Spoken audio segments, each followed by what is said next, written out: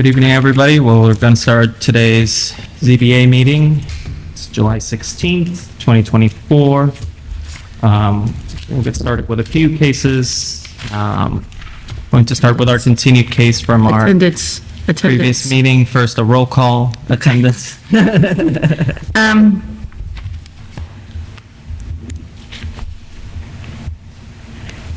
Catalese? Member Olson? Present. Member Maggio? Present. One of each there. Member Crowitz? Present. And Member Lopez Hernandez? Present. Okay.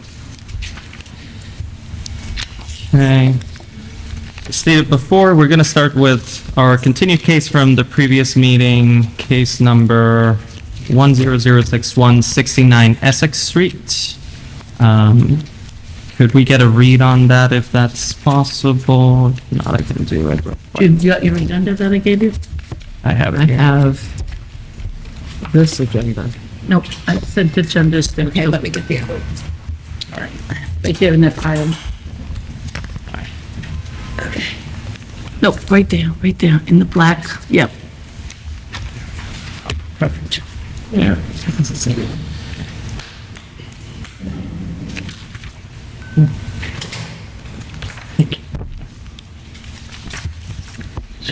Okay. It's on the second page. Okay. Case number 10061, 69 Essex Street. To vary pursuant to MGLC 40A S.10, the provisions of the City of Lynn zone ordinance to allow the conversion of a two-family home into a three-family dwelling unit in the business district. Apartment houses are permitted by right in the R4 district. Apartment houses are required to have a 15,000 square foot minimum lot area. Property contains 5,184 plus or minus square feet. 50 feet of frontage, minimum front setback of 10 feet, minimum rear setback of 15 feet, minimum side yard setback of 7.5 feet are required.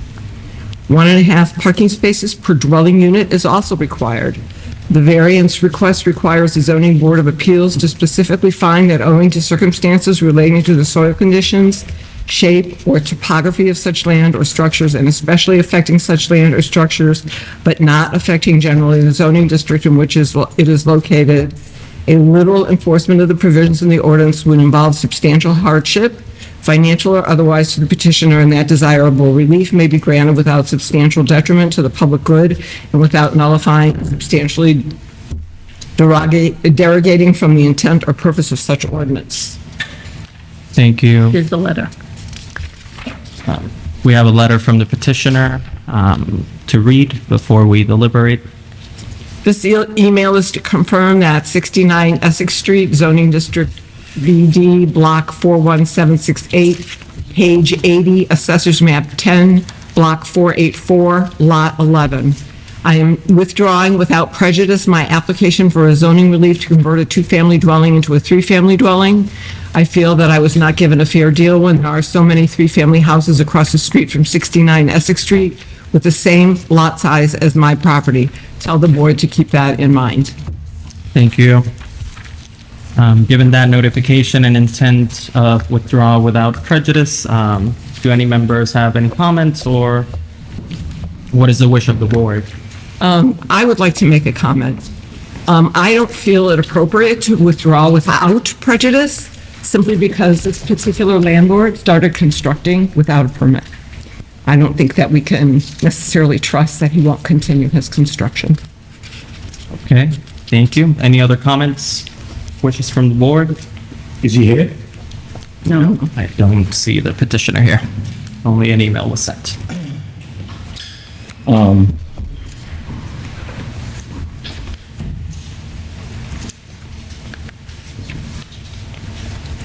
So what is the wish of the board? You want to know? Does anybody want to make a motion? Any motions? I'll make a motion to continue without prejudice. Without prejudice? Yeah. Motion, does anybody second that motion? without I prejudice. don't even think we have enough members here to vote. Yes. We can go 1, 2, 3, 4, 5. Okay. All right. Anyone second it? I'll second it. Okay. For discussion. Roll call, please.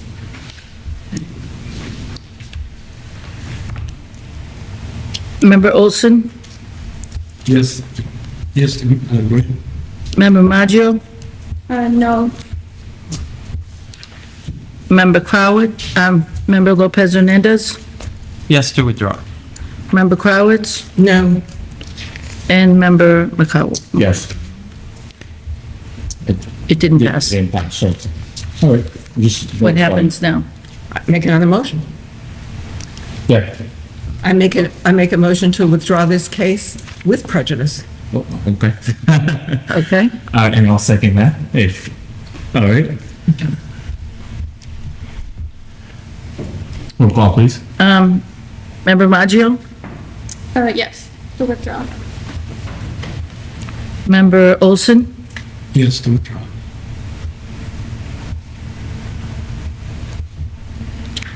Member Lopez Hernandez? Yes to withdraw. Member Crowitz? Yes, to withdraw. Member McCool? Yes, to withdraw. And that's with prejudice? With prejudice, Okay. yes. Yep. And you're gonna notify them, right? Yes, oh, yes. Okay. Just a comment or clarification, this is a new type of development after this vote. Does ISD still keep an eye on the property so that the owner doesn't Yes. Yeah, continue the construction? that's correct. They'll be notified. Yeah. They get notified tonight, by the way. All right. That's the only one we faced, sorry. Do you have another continued case we want to do first? Yeah, I think there was one more. Got two more. Lincoln Street. Doesn't say continued. Yeah, she was the whole, there's a stand, the tool, and, Yeah, I don't remember that. yeah, it's in, yeah, Lincoln Street is gonna be continued. Do you want to just introduce the new board members? Pete Christopher just walked in. We'll take a pause. Okay. After, After this case? yeah, after this meeting. After this case. Yes. Did anyone? Actually, it should be in this case, because then we'll have enough members. Yeah, we have enough members. We have 5. But, It's like Maggio and Olson are members now, so it's 5 members. did you already, We just did it at 6th Street. okay. Let's do this continuous meeting, Okay, all right? yep. Want me to read it? Okay. 41 Linden Street, Lynn, Massachusetts, to vary, case 10072, to vary pursuant to MGL C.40A, comma, S.10, the provisions of the City of Lynn zone ordinance to allow the construction of a 3-family house in the R4 district. The property has 5,096 square feet of land, 15,000 is required, and it appears that the property lacks sufficient left, right, and rear setbacks and required parking. The variance request requires the Zoning Board of Appeals to specifically find that owing to circumstances relating to the soil conditions, shape, or topography of such land or structures, and especially affecting such land or structures, but not affecting generally the zoning district in which it is located, a literal enforcement of the provisions of the ordinance would involve substantial hardship, financial or otherwise, to the petitioner, and that desirable relief may be granted without substantial detriment to the public and good without nullifying or substantially derogating from the intent or purpose of such ordinance. So we won't be hearing this case today. I think they asked for, Continuance, so Yes. I move that we continue this case to the next meeting. Is that August right, Mike? 6th. August 6th? do we vote on this? August 6th. Yes, yes, yes. The second, we need a second. Yes, to continue. Did we get a second? Yeah. Oh, I'm sorry. Okay.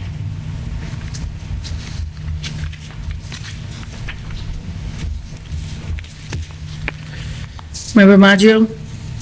Yes, to continue. Member Olson? Yes, to continue. Member Lopez Hernandez? Yes to continue. Member Crowitz? Yes, to continue. Member McCool? Yes, continue. Okay. Before we be moving to the next case, we just want to introduce, we have actually 3 new members to our board. 2 of them are here, so we just want to welcome them. And Catalyst, we have, We have- we have everyone. the list. Yep. There you go. So, members, thank you for joining us and helping the great city of Lynn, right? Thank you. And, That's the names. okay, so, Peter moves on that side and, Kylie's at the end. So, for some of your attorneys that's here, these are the members of, you guys are gonna be dealing with in the near future. All right, next case, please. Can I steal that? Thank you. Which one you want me to do next? Millet Ave is continuation. Which one? Millet Ave, there's letters. Oh, right. Oh, yeah. Yeah, If you see the letters also. yeah, okay, I'll do that. Yeah. I saw this. I kept them like this. Okay. Oh, I'm sorry. Thank you. One I read already.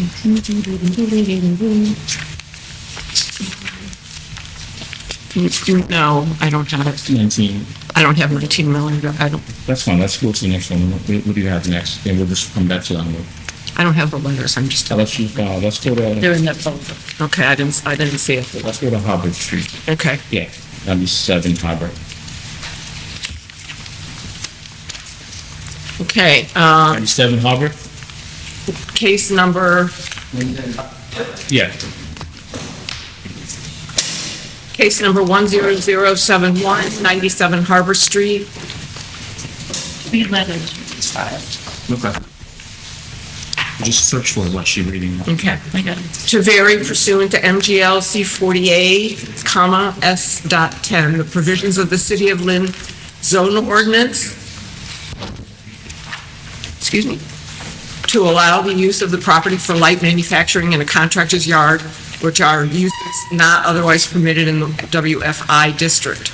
The variance request requires the zoning board of appeals to specifically find that owing to circumstances relating to the soil conditions, shape, or topography of such land or structures, and especially affecting such land or structures, but not affecting generally the zoning district in which it is located, a literal enforcement of the provisions of the ordinance would involve substantial hardship, financial or otherwise, to the petitioner, and that desirable relief may be granted without substantial detriment to the public good and without nullifying or substantially derogating from the intent or purpose of such ordinance.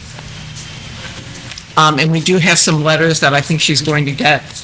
So if you would like to go ahead and present your case, I'll read the letters when you're through. Sure. Good evening. Thanks for your time. My name's Jackson Christian, and I'm here with my client, Francisco Rodriguez. Francisco owns East Bay Metals, which is a company that's currently based in Chelsea, and it's a metal fabrication company. He does a lot of really good quality work. I don't know if any of you all had the chance to look at his website before this, like railings, staircases, benches, sculptures, all of that type of stuff. And so he wants to move his business, and he currently is under an agreement, a purchase and sale agreement for 97 Arbor Street, which is right there by Alley Street. And so what he needs to do for his business at that property is to get a variance for light manufacturing. And so we actually met with the mayor's development team to make sure this was something that was consistent with the city's vision for the area and the neighborhood. And they gave their approval. They're all on board with it.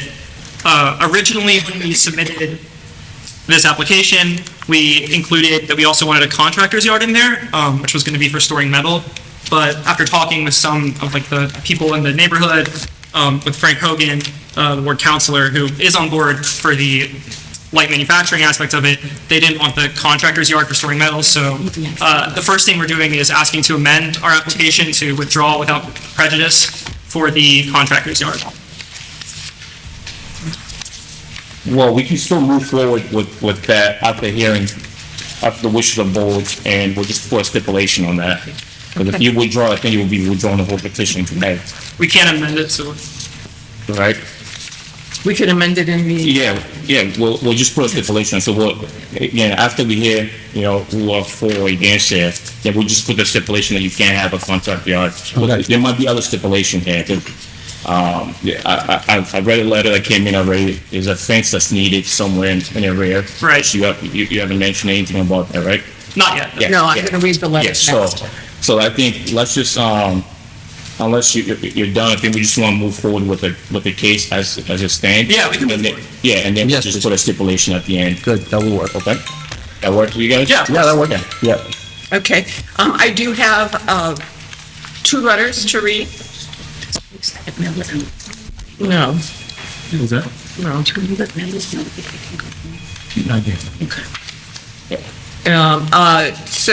I have one letter from Fred Hogan, the counselor for that district. Dear Chairman Makawa, as you are aware, I am the duly elected Ward 6 counselor for the city of Lynn. A petition has been filed seeking a variance from the Zoning Board of Appeals to allow the use of the property for light manufacturing and a contractor's yard. I have spoken with the neighbors and the petitioner, and I am in support of the intended use to operate a metal fabrication company out of this property. Such a use will not interfere with the quiet enjoyment of residents of Harbor Street and Alley Street. However, I am vehemently opposed to the use of this property as a contractor's yard. A contractor's yard is not permitted in the waterfront districts and is completely inappropriate for a residential neighborhood. Allowing this property to be used as a contractor's yard would be an eyesore and a blight to the neighborhood. There certainly are areas in the city where a contractor's yard would be appropriate. However, given the largely residential nature of the neighborhood of both Alley Street and Harbor Street, such a use should not be permitted. Moreover, this area is congested much of the year due to the close proximity to the Connery Rink. Allowing construction and landscaping vehicles to come and go from the site would be a public safety issue. As the ward councilor, I strongly urge the Zoning Board of Appeals to deny the instant petitioner as it pertains to the proposed use as a contractor's yard. I do support the petition as it relates to a light manufacturing for a metal fabrication business. Take a little roll. Yeah. Thank you for your consideration in this matter, Fred Hogan. All right. And then the EDIC Board of Appeals, James Caldwell, the Executive Director. I'm writing on behalf of the Lynn Development Team. The team met with the petitioner of 97 Harbor Street, who was applying to the Board of Appeals for a contractor's yard in his metal fabrication business. Members of the development team that were present included Mayor Nicholson, ISD Director Mike Donovan, Community Development Director Jamie Marsh, Jeff Whedon, LHAND, Aaron Clausen, Principal Planner, and Jim Caldwell, EDIC Director. It is our understanding that the petitioner is withdrawing without prejudice the request for a contractor's yard. We fully support that request of withdrawal and support the use of a metal fabrication business at 97 Harbor Street. Ward 6 Councilor Fred Hogan asked that a privacy fence be put up on the rear of the property. He said the neighbors specifically requested that. We respectfully ask that the usage be granted and a privacy fence be part of the approval. Thank you. Members, question, comment, concerns? I have a question on the business. Yes. It's like manufacturing, materials deliveries. Is everything stored inside the building? It will be now. Initially, we intended, good afternoon, my name is Francisco. I founded East Bay Metal 2015, so this is a great opportunity to make Lynn our home base for the business. I know there's a welding school here, and we are in full support to try to get some of those talent. Now, to your question, now we have a plan where the deliveries are going to be going in through the property, but we're going to store all of our steel material inside the current warehouse, yes. Okay. And then the product itself, when it leaves, how is it? Is it craned out? Is it No, the load dock kind of thing? So everything gets trucked in and out. So the material comes into the warehouse, we fabricate it, staircases, spiral staircases, balconies, garages, pergolas. Once it's fabricated, it's sent out to the installation job site. But how's it being transported? Trucks. So no, rigging or No rigging. Well, it's a smaller Operation. material. Yes. I mean, yes. Transportable, easily transportable, like box truck kind of thing? 16 foot of flatbed trucks. I mean, the delivery comes into with 18-wheelers. The delivery does come in heavy trucks. We are going to address a lot of the issues with the yard, put the privacy fence we intended to do that in the first place. One of the things that we intend to do in the near future is actually improve a lot of this building. I mean, we're looking for the location, not only the city, but also to improve the building overall, yes. And there's no outdoor activity at all? No, other than we have, next door, there's going to be our employee parking lot, yes. Okay, that would be a stipulation, no outdoor manufacturing. Oh, no, absolutely not. Just to confirm that the delivery trucks are coming not from Harbor Street, but from Alley Street, No, it's crossing. crossing. Well, actually, it's not. It's behind. It's just parking in the, so it comes in and then it parks in the back. Oh, Yeah, the loading dock is in the back, in the rear. Okay. Correct. Back. Oh, that's good. Very good. Yeah. Thank you. I missed that one. Is All it right. a storefront, or is it all just like gravel? Right now, there's not a storefront, it's just the facade of the building itself. We are intending to really make it beautiful, put our logo there. This is a great opportunity for East Bay Metal, and, where we are now, we just capped out, the space is not what we needed. There's a lot of business, so we fully intend to make it beautiful, yes. And there's no change to the building footprint? Not at the moment, no. You have to take care of that yard, it's in a rough shape. Oh, yeah, absolutely. I mean, we intend to do that anyways. I mean, Yeah. to be honest with you, just before I met the team, before this meeting, we definitely looking for the yard, for the space, for the location. Yeah. But if this gets approved and God willing, we get the bank on board and all of that stuff and gets, closed, then we're gonna start looking into really improving the building. I mean, it's gonna be a sight to see. I've seen that there is different warehouses around the area. Yep. So we want to maintain that quality of work. And plus is our bread and butter, the steel fabrication, yes. Probably even better than Urban Plumbing. They're really good at the corner, but maybe improve them much better than what they're doing over there. But, all right, thank you. Anyone else here in favor of this? You guys from the neighborhood? Yeah, you Okay. want to just come in, maybe just, Are you opposed? I'm opposed. Okay, so you're, oh, you're opposed. you're next. All right, I just have some concerns. all right, okay. Anyone who's for this project? All right, thank you. I'm just gonna try to- So is it- Yeah. Anyone here against this project? All right. Come on up and Yeah. Just name and address real quick. Hey, I'm Pierre Boggio. Yeah. I reside on 22 Alley Street in the Brickyard. I've lived there my whole life. My only concern is, I mean, you played up some questions with how materials are going to be brought into the neighborhood. Yeah. Is this going to be like 18-wheel trucks coming down and being delivered on there? Because on Alley Street, I mean, that's a residential street. There's a lot of concerns of how you get back in this material. It's a lot of different, how do I say this? Just concerned about Yeah. getting the material into the. I don't think, if you remember the neighborhood, you remember who used to be in our lot before, right? I think it was like Air Gas. They brought 18-wheelers, for heliums and gas. So I don't think this will be different from what they did previously. But maybe the maybe you want That to. was more like flatbed trucks. Right. Talking about big 18. So, you want to just come up and just tell us, how often are you expecting that delivery? Is it weekly, monthly? It's, typically it's twice a week. Most of the time it's once a week. You just talk to them, you don't have to, that's the time. Most of the time it's once a week. Typically, it's twice a week. We also consider what you were talking about, and that's before we actually put in an offer. Yeah. We saw the 18-wheeler movement that was going on in there, and we won't impact as much other than one more 18-wheeler. I mean, I see them going through those two streets, delivering food and delivering other types of materials. Right. So that was part of our consideration before getting into putting an offer for the property. Okay.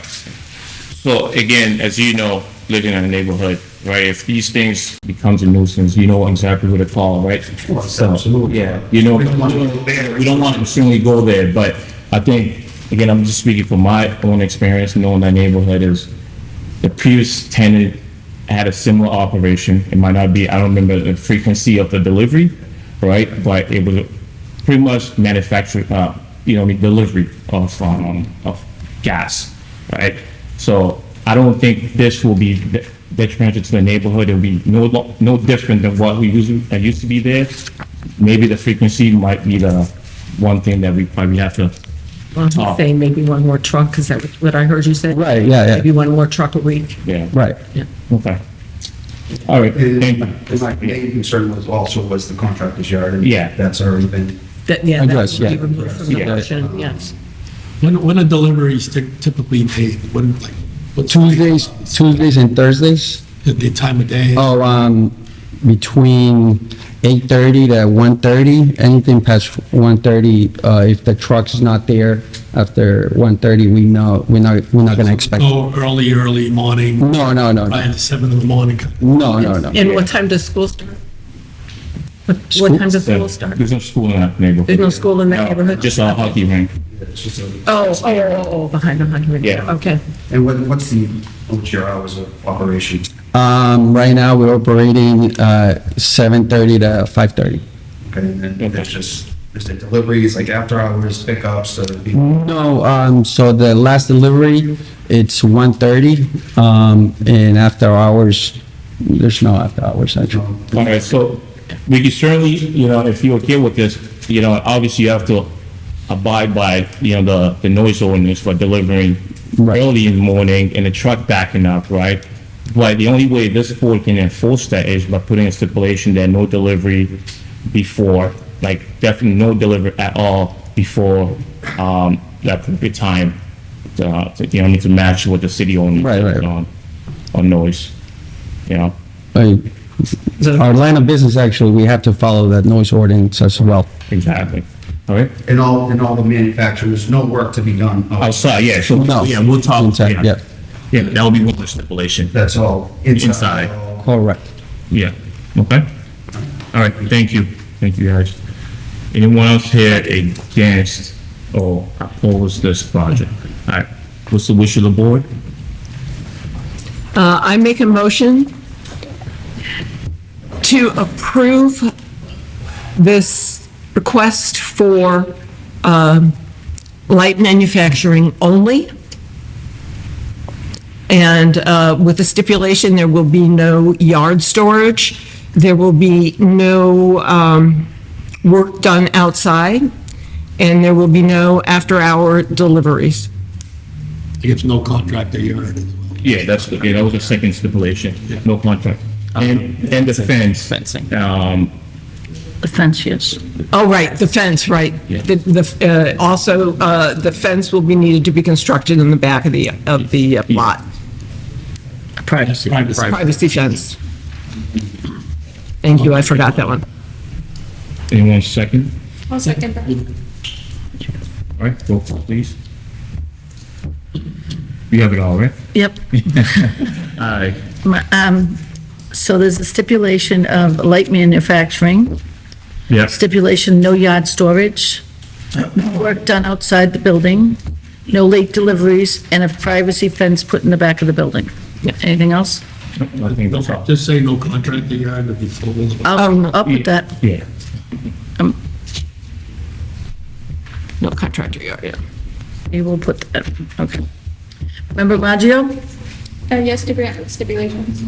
Member Olson? Yes, to grant the stipulations. Member Lopez Hernandez? Yes, to grant with stipulations? Member Crowitz? Yes, to grant with no stipulations. Member With the stipulation. with stipulations. Yes, I'm sorry, got it. That's With okay. stipulations. I'm okay. Member Mukuba? Yes, to grant with the stipulation. Okay. Anyone here from 19 Miller? Dash, we won't, we're not hearing that case. No, but you want to read the letters. Yeah, I have to read the letter. We're not, The lawyers, you're here. Sam, are you the Mr. Vitale, are you the attorney for Put a that? letter there, we, but we will read the counselor's we letter. won't be hearing that case today, I'm sure you heard about it, but, okay. Yeah, that case won't be read today. But there's letters here that was submitted that you guys can be able to at least, hear about it, why, Hear about what's going on. okay? Okay.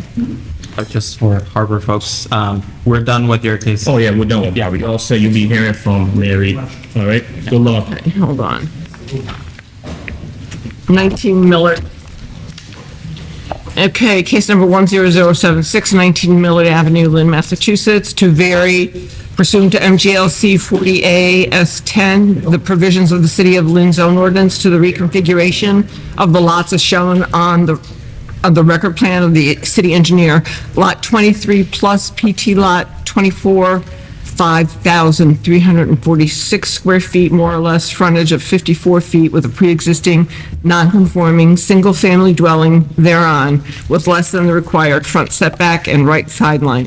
Lot 24 will have 4,950 square feet of land, more or less, 50 feet of frontage with a single-family dwelling to be constructed thereon in the R1 single-family district. Single-family homes require 10,000 square feet of land, 75 of frontage, 10 front setback, 7.5 feet side setback, and 15-foot rear setback. The variance request requires the zoning board of appeals to specifically find that owing to circumstances relating to the soil conditions, shape, or topography of such land or structures, and especially affecting such land or structures, but not affecting generally the zoning district in which it is located, a literal enforcement of the provisions of the ordinance would involve substantial hardship, financial or otherwise, to the petitioner, and that desirable relief may be granted without substantial detriment to the public good and without nullifying or substantially derogating from the intent or purpose of such ordinance. We have two letters to read. It's council. The one, These are all four, or, is it just two? Yep. The council meetings first. okay. Can I just have just a point of clarification? Is it 19 million or 91 million? 91. 91. 19. Is it 19? 19, right? 19. It is 19, okay. 19. The letter says Yeah, 19. because we saw somewhere else, it was like, it was, It's right there. okay. All right. It was just a typo, but All right. that's it. He should probably send a He correct. is Yeah. going to. I kind of Okay. told him today. Dear Chairman Makawa, Yeah. request is made that case number 10076, 19 Millard Avenue, petition of Thomas McGovern, owner under agreement scheduled for hearing Tuesday, July 16th, to be continued and scheduled for the board's next regularly scheduled meeting. The ward councilor, Dr. Peter Meany, asked that we have an opportunity to meet with neighbors prior to any hearing of this matter, and the petitioner concurs. Thank you for consideration of this request. Samuel A. Vitale, Esquire. That's council meeting. And this is Councilor Meany here. Yeah. Hi, Mary. After speaking with the property owner, we agreed to table this issue with the zoning board until August. Therefore, could you please take 19 Miller Avenue off the agenda for July meeting and add it to August meeting agenda? The property owner is copied in this email. Dr. Peter Meany.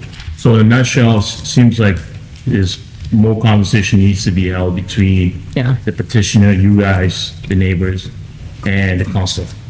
That's the reason why they're asking the case to be continued. So I mentioned that at the neighbor meeting, we weren't notified that it was continuous, I will be notified of that. Contact council meeting. thank you. You have to reach out to the council. I think I believe he's organizing that. It's not us. Yeah. Yeah, get a. The neighborhood meeting that you guys supposed to be having. I'm not even sure where. So you have to reach out to the doctor and see. Okay, unless, attorney, if I tell you what, you want to add anything here? No? We were asking what council wanted to do. Okay, so you have no knowledge of the location and time of this meeting? No? You can tell me. Okay. All right? Yeah. Yep. So I move to continue the case. Thank you. Second. Thank you. Member Maggio, continue the case? Yes. Member Olson to continue the case? Yes, to continue. Member Lopez Hernandez to continue the case? Yes, to continue. Member Crowitz to continue the case? Yes, to Member continue. Mahua to continue the Yes, to case? continue. Perfect.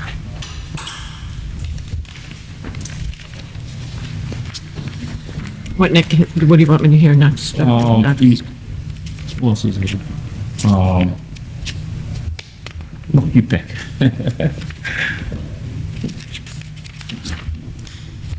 Mary, you have a choice? Yeah, go to Lewis Street. Lewis Street? Yeah, that's Lewis Street, 158 Lewis Street.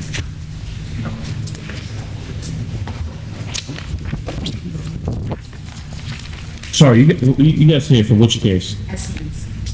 Five Estes. Oh, 5 Estes. Okay, we'll do that one next.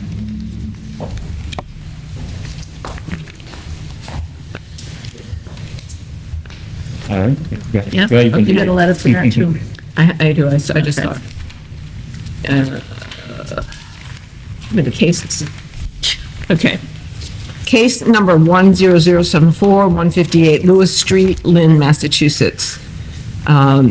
To vary pursuant to MGL C40A S.10, the provisions of the City of Lynn zone ordinance to allow the operation of a laundromat with less than the required parking spaces, 16 available, 27 required. The variance request requires the Zoning Board of Appeals to specifically find that owing to the circumstances relating to the soil condition, shape, or topography of such land or structures, and especially affecting such land or structures, but not affecting generally the zoning district in which it is located. A liberal enforcement of the provisions of the ordinance would involve substantial hardship, financial or otherwise, to the petitioner, and that desirable relief may be granted without substantial detriment to the public good and without nullifying or substantially derogating from the intent or purpose of such ordinance. And we also have a letter from James Cowdell, the Executive Director of EBIC. Dated July 16th, I am writing on behalf of the Lynn Development Team. The team met with the petitioner of 158 Lewis Street, who is applying to the Board of Appeals for approval of the laundromat at 158 Lewis Street. Members of the development team that were present include Mayor Nicholson, Ward 3 Councilor Coco Allenson, ISD Director Mike Donovan, Community Development Director Jamie Marsh, Jeff Whedon, LHAND, Aaron Clausen, Principal Planner, and Jim Cowdell, EBIC Director. The petitioner has a very good reputation as a business owner in Lynn, as well as outside of Lynn. His family has been in the laundromat business for decades. The location that he is proposing to put a laundromat will be welcomed by the neighbors. His current laundromat located up the street will be closed if this petition is approved. He will work with the city to find a new tenant at that location. We fully support the request of the petition and ask that your honorable board grant the request. All right, tell us what's going on. Good evening again, everyone. My name is Jackson Christian, and I'm here representing Jeff Hooper. Jeff owns Salem Laundry Company, which owns a couple different laundry places. One is at 190 Lewis Street. So what he wants to do now is move this down to 158 Lewis Street. It's a nice place at 190, but it's a bigger property at 158, so he can put new machinery in, more stuff, have a nicer, bigger operation there. He also owns a similar size to this 158 laundry facility in Salem right now, which is a very well-respected place in Salem, as you heard from the mayor's and from Jim's letter. We met with the mayor's team to make sure that this was something that they were on board with, and again, this is something they thought was consistent with their vision for that neighborhood. And I know Coco, the ward councilor, is also very much in approval of this. He was at that meeting. He was going to send a letter, but I know he's in Europe right now, and I don't think the schedule worked out for him to get it in, but he is in favor. So Jeff is also applying for a special permit, which is necessary for a laundry facility, and that is going to be heard before the city council next Tuesday. Okay. You already own the property? Excuse me? You already own the property? No, I mean, this is, everything's contingent. He's under agreement. He has a purchase and sale agreement. So all the work that's currently happening at those Brooks, Walgreens, whatever the pharmacy it is, that's not related to you guys? All the work that's happening inside? I didn't know any work was. It was like it's boarded up and the front side. You can't really see what's going on inside. I've seen. Well, it's kind of a funny building because they kind of made it so that you can't see from the front. Yeah. Part of what we would hope to do, first of all, my name is Jefferson Hooper. Thank you for listening to me. Just up the street, we have a very successful business. And it's the one comment I hear all the time is you need more of this machine, you need more of that machine. We have very skinny aisles between the machines. Mm-hmm. Basically, people would like a bigger store. This property came up just after I'd completed a store actually in Danvers, not Salem, that's, Danvers, sorry. this is 6,000-foot building, that's a 5,000-foot building. And what I just built is gorgeous, and I think in Lynn, it would serve people very well. But, I mean, right now, we're not doing anything with it. What we're planning on doing is actually, in all of our stores, we try and make the stores open as visible as possible. In fact, the one at Lewis Street is great. It's like a fishbowl. It has glass on 3 sides. What we're hoping to do with this one, if it goes through, is actually make a sort of entrance on the parking lot, the existing parking lot side, put a door in there, put more windows in there to brighten up the whole store, open it up, make people feel more comfortable. I think the windows from the front are going to be okay. But they actually, if you look at it, there's brick that goes in, and then they actually have like a band of Windows. tape or something that's, you know. So you're planning on replacing the facade on the right side, but not the front side? Well, certainly clean it up, Yeah. clean it so that any window that's there is fully exposed window. Yeah. You know, minor cosmetic, we would make. You're improving the parking lot, the asphalt's there as well? They just repaved it. I don't know whether we'll need to do that or not. Okay. Members, any questions? How many parking spaces are currently in the other property in Lewis Street? Fraction of that. Right? Yeah. Yeah, I usually bike there, and I've seen a lot of near misses with people trying to get there, so that corner, I think that personally, it's a little bit safer, the way it's arranged in this property, the parking situation. No changes to the building footprint, same? No, so we're working with the shell. I mean, obviously, we will do a lot inside. We need to upgrade the power, we need to upgrade the gas coming in, we need to upgrade, but we've been working on that. And business hours, what do you plan on doing? What we've been doing for, Yeah. as far as I know, which our doors unlock at 5:30 in the morning. And then it's closed at 10 o'clock, last wash at like 9. And that seems to work. We run the same things. We have Bringing the same, the laundry attendant over there, the guy that works over there, is he moving? if they'll walk the extra half a block, I think, yeah. No, we have no intention. Like, it's the same people that have been working there for over there. Yeah, no, we absolutely want to keep our same employees. Yeah. Lost my train of thought of what I was going to say. No problem. I have no further question. I need his address.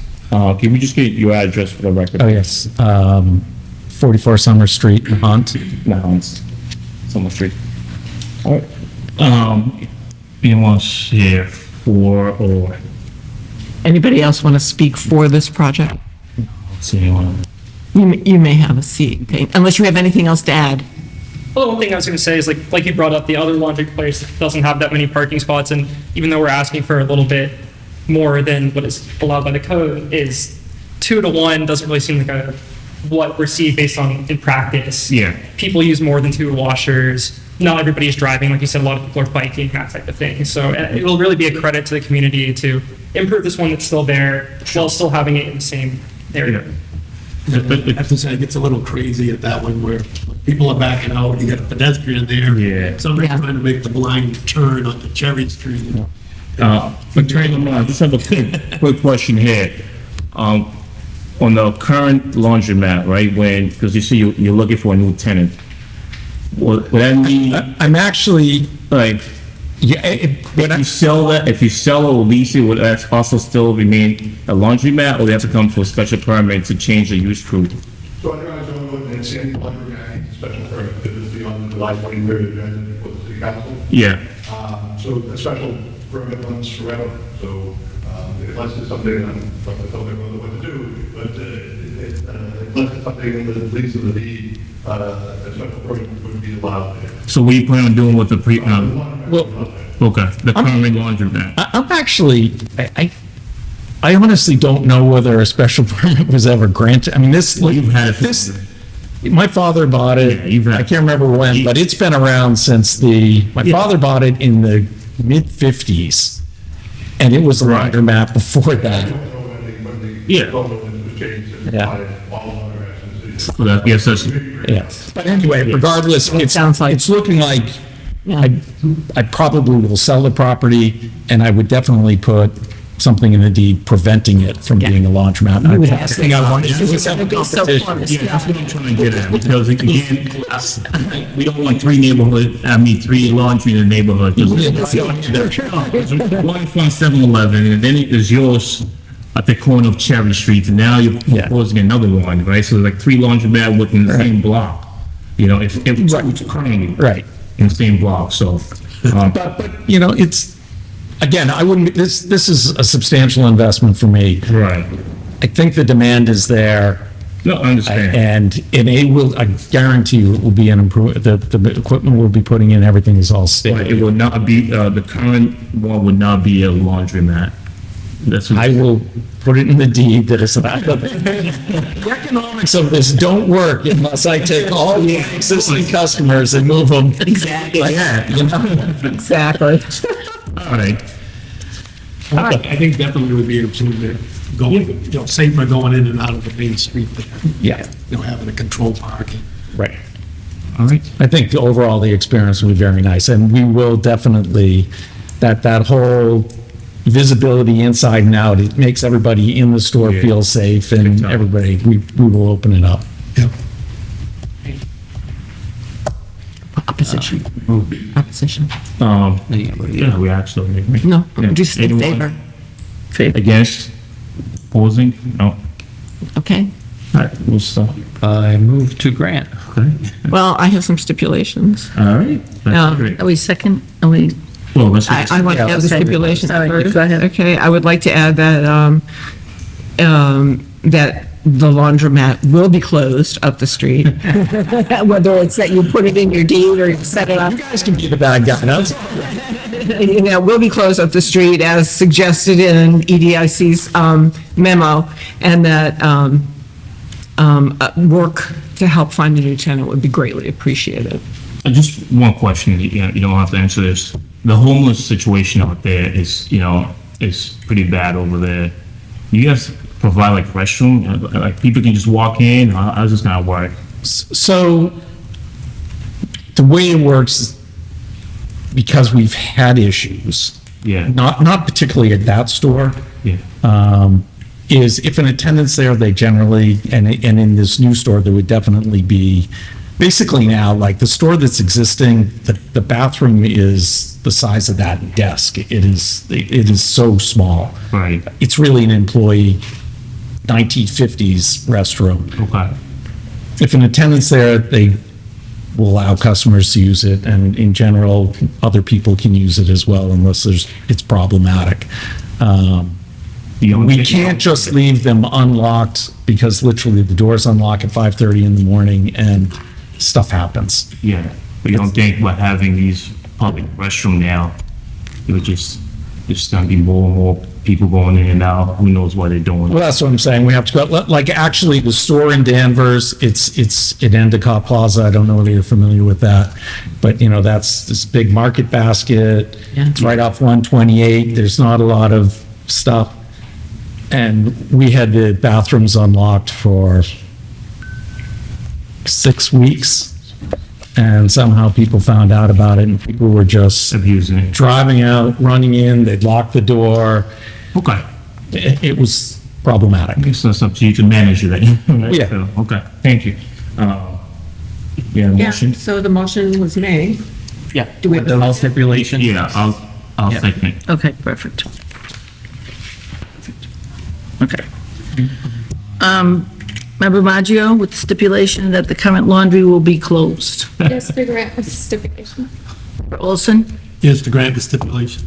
Member Lopez Hernandez? Yes to grant with stipulations? Member Crowitz? Yes, to grant the stipulation. Member Makua? Yes, the grants. All right, good luck. Great, thank you very much. Thank you all. Thank you. Thank you for your time. All right, next one is 5 Essex Street. Oh, you seen you guys before? Yeah. You live for another case? No, same one. Okay. Continue. Oh, yeah. Okay. Paperwork is filed. All Aye. All right, 5 Estes Street, case number 10069.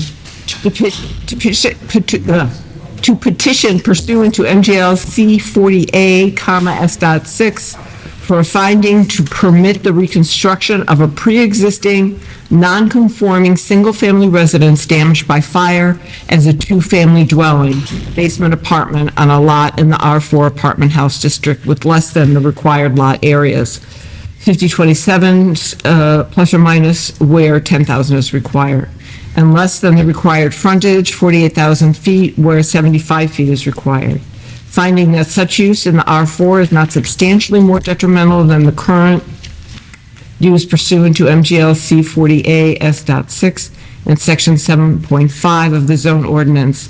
MGL C40 S.6 states pre-existing non-conforming structures or uses may be extended or altered, provided that no such extension or alteration shall be permitted unless there is a finding by the permit granting authority that such a change, extension, or alteration shall not be substantially more detrimental than the existing non-conforming use to the neighborhood. Mr. Chairman, I'm Attorney Sam Vitale. This is Bob Manchero. Your memory is correct, well received before.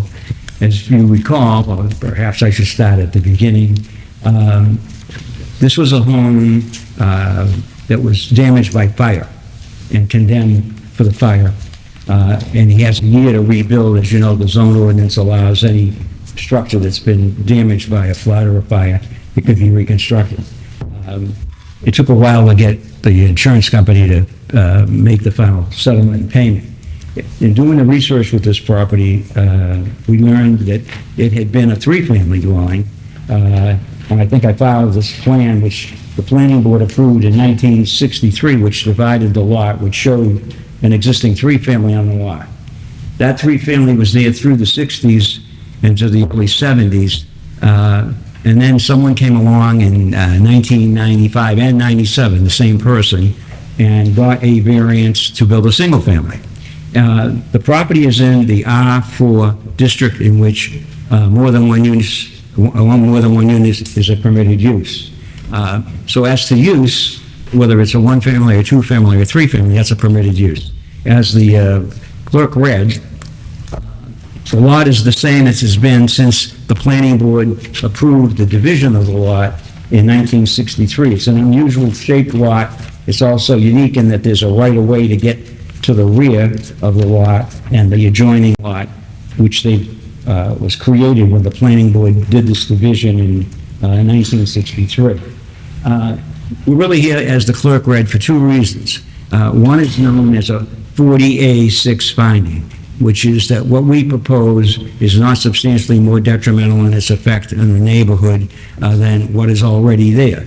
And I would suggest to you that the standard is going to be substantially more detrimental, and since it's a permitted use in the apartment house district and there are adjoining multifamilies, in terms of the effect on the neighborhood, it's not substantially more detrimental as to use. With respect to the dimensions, notwithstanding what the ad says, the requirement for frontage in an apartment house district is 50 feet, and we're at 48 something. I can't change the dimensions of the lot because the planning board took a lot that didn't conform, and the house had been there since like 1910, the three-family. So the reason we're here on the 40A6 finding is because we want to go from a 1 to a 2, does that substantially adversely affect the neighborhood? And I would suggest to you, the answer is no, for the following reasons. We're not changing the footprint of the building. It's a permitted use. I can't change the dimensions of the lot, and the only current requirement that a two-family would have to meet that the single didn't is to have 3 spaces, and we have a plan that shows we have conforming 3 spaces. The second part of it, with respect to the variance, the only reason we're seeking a variance, and I think I filed a letter from the building commissioner because he and I talked about this, is his view that because someone got a variance to make it a single family, that the only way it can become a two-family is someone has to get a variance to make it a two-family. And then the third reason we're here is that, as you saw, it's what I would call a raised ranch. And to have a basement apartment, as members who are long-standing serving here understand, it's not a zoning matter, it's a building code matter, that you have a so-called emergency window known in the trade as a dive window. It's big enough in a bedroom that, notwithstanding that there's two means of egress from the basement apartment, that any room in which there are sleeping quarters, there'd be a window large enough with certain dimensions so people could, if they needed to escape, could go out that window. We submitted to you a plan from the architect. I used the same architect on this basement plan that, if you recall, the regular members may recall, 18 Ingalls Street. Same architect. And we've got the two means of egress, we've got the dive windows, and fortunately, we're here before the 1 year runs out to rebuild. And so what we're seeking is two things, as we said at the outset. One is a finding that whether it's a 1 or a 2, it's not substantially more detrimental than its effect on the neighborhood.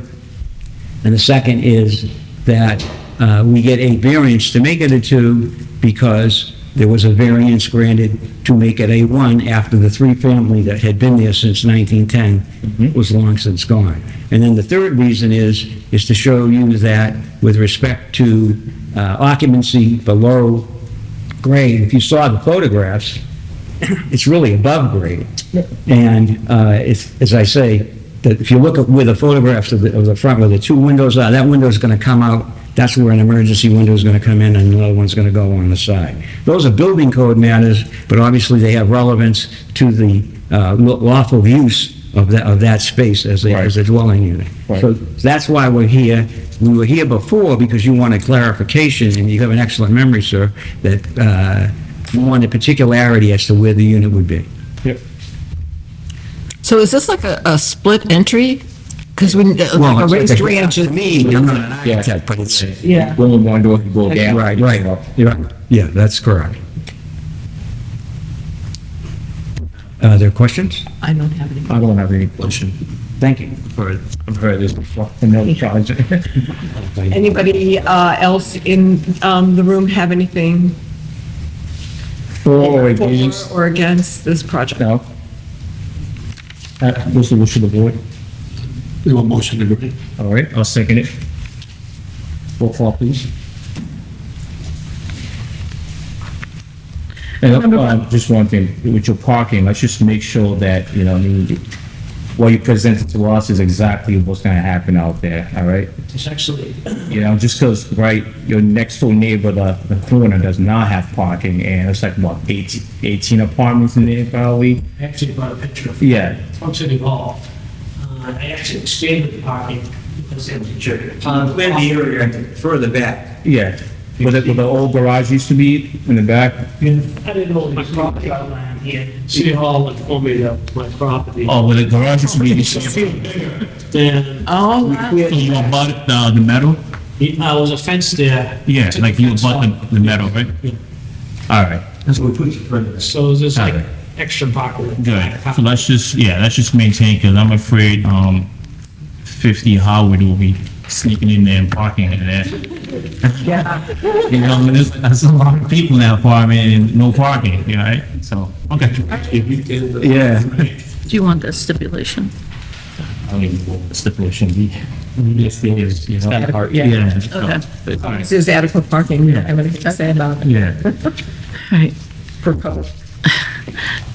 Member Maggio? Yes, to grant. Member Olson? Yes, the grid. Member Lopez Hernandez? Yes to grant. Member Crowitz? Yes, to grant. Member McCool? Yes, agreed.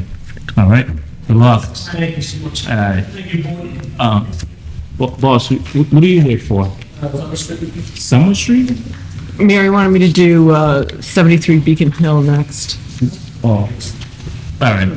Let's just go this direction first, and then we'll come back to you, all right? All right. All right. Okay, case number 10070, 73 Beacon Hill Avenue, Lynn, to vary pursuant to MGL C.40A, S.10, the provisions of the City of Lynn Zone Ordinance to allow the alteration of a pre-existing non-conforming two-family house on a non-conforming lot in the R2 General Residence District with less than the required area frontage and left sideline. The lot has 8820 square feet of area where 12,000 square feet is required. A left sideline setback of 4.8 feet where 7.5 feet is required. and 68.36 feet of frontage on a public way where 75 feet is required. The variance request requires the zoning board of appeals to specifically find that owing to circumstances relating to the soil conditions, shape, or topography of such land or structures, and especially affecting such land or structures but not affecting generally the zoning district in which it is located, a literal enforcement of the provisions of the ordinance would involve substantial hardship, financial or otherwise, to the petitioner, and that desirable relief may be granted without substantial detriment to the public good and without nullifying or substantially derogating from the intent of such ordinance. All right, Attorney Cahill. Good evening, members of the board. For the record, my name is Dan Cahill. I'm a partner at Cherry Tree Legal, located at 85 Essex Exchange Street in Lynn. I live at 20 Bel Air Ave. I'm joined by my client, Pedro Calcano, the petitioner before you. I would just like to say he's got a little bit of an injury. If you don't mind, if you could sit, and if you have questions, we'll bring him up. Okay, that's okay. A little bit about the property as it currently stands. Two-family house located at 73 Beacon Hill Ave. This is an R2 district. It currently sits on a lot that's about 16,998 square feet. Rather large lot comparatively to the neighborhood. And maybe the assessment map kind of gives you a little bit of a preview of the size of the lot. The house currently is located in the upper left-hand corner. Looking at it, Beacon Hill.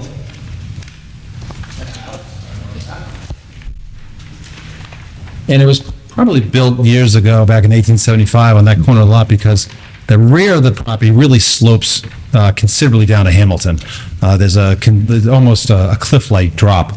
So the house is kind of built forward in the upper left-hand corner. Does leave a good amount of space to the right of the house for another development.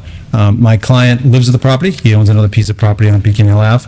And what we have before you is a proposal to construct another two-family house to the right of it. There is an A&R plan before the planning board. They are waiting to see if there's approval by the zoning board of appeals, because we do not have the requisite frontage. In the R2 district, there's 75 feet of frontage that's required, and currently we have 70 on the existing lot. As divided, as the plan provided, it shows a 68.36 foot frontage, and the new lot would be just shy, 74.74 feet. I'll start with the existing house. It has the requisite setbacks, but for the left sideline, it's built 4.8 feet from the existing house that's to the left of it. So we would be, we would be seeking a variance for this left sideline setback, and also if it were to be subdivided, each lot would roughly be over 8,800 square feet. They would actually both almost be identical. The existing lot would be 8,820 feet. The new lot would be 8,068 feet. So we're looking for also a variance because it would be a non-conforming lot at that point.